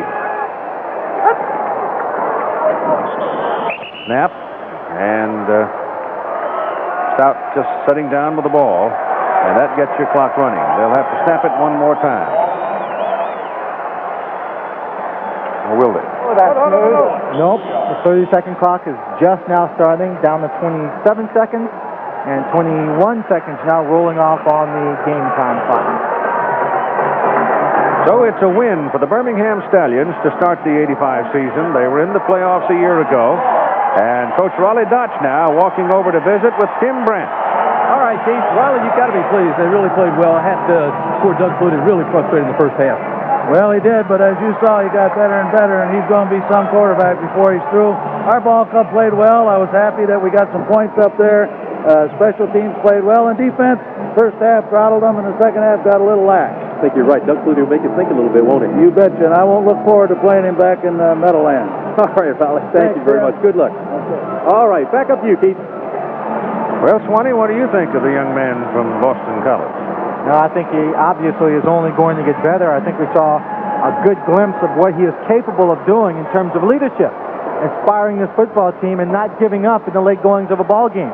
We've seen him do it in college many times. I think he showed here that he's going to continue in the same vein as a professional. I think we also saw something else, and I believe that Walt Michaels would confirm it if you talk to him. We saw here, to a large degree, the result of preoccupation with trying to train a quarterback in a very, very short period of time, which means that a lot of the other elements of the ball game, and probably elements involving your running game as much as anything, had to be bypassed or even just put aside for the time being in order to give Flutie a reasonable arsenal to work with. I think that's correct. Now, when Tim Brandt talked to Cliff Stout, Cliff was saying how he understood the pressures that were on this young man, having come from Pittsburgh to play for the Stallions.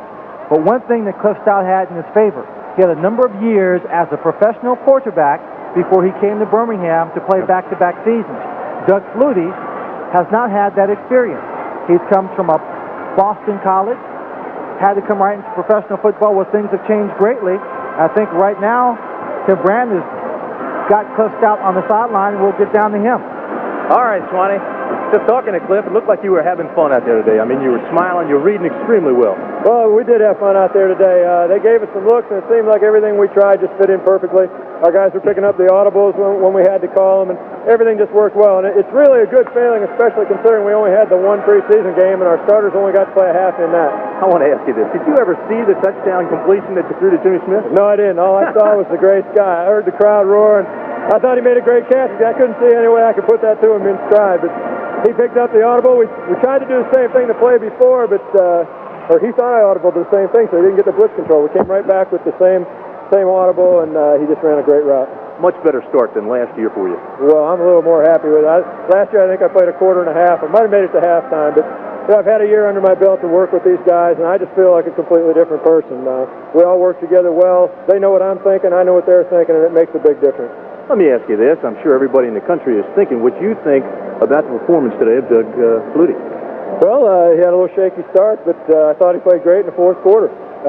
He really came back, and he showed what he was made of. I know he dropped back in zones and stuff, and you let him have short things, but he was taking long things on us. And, he's a competitor, and he's going to make the big plays. And I'm glad we don't have to play him for the last game of the season again, although I don't want to give him that much time to get better. But he's a good quarterback, and I'm going to enjoy watching him. Now, last year you were thrown into a situation very similar and got off to a rocky start yourself. Then when I talked to you on the sidelines earlier, you said, they ought to take him out right now before his confidence goes. Wrong, Coach. They kept him in. He did quite well, didn't he? Well, I thought he did. I was wrong. Last year they did it to me in the same situation, but they put that money into him. He's the quarterback, so you got to go with him the whole game. All right. Good luck to you the rest of the way, Cliff. Thank you very much. All right. So that's the story down here, Keith. Back up to you. Cliff Stout, who had a big day today in leading his ball club, the Birmingham Stallions, to an opening weekend victory over the New Jersey Generals. There was, however, again a reminder, a stunning upset where Jacksonville beat the Baltimore Stars, the defending champions. And so we look ahead to next week when we'll have a chance to see John Reeves and Jim Kelly hook up in a duel as we bring you the Houston Gamblers and the Tampa Bay Bandits.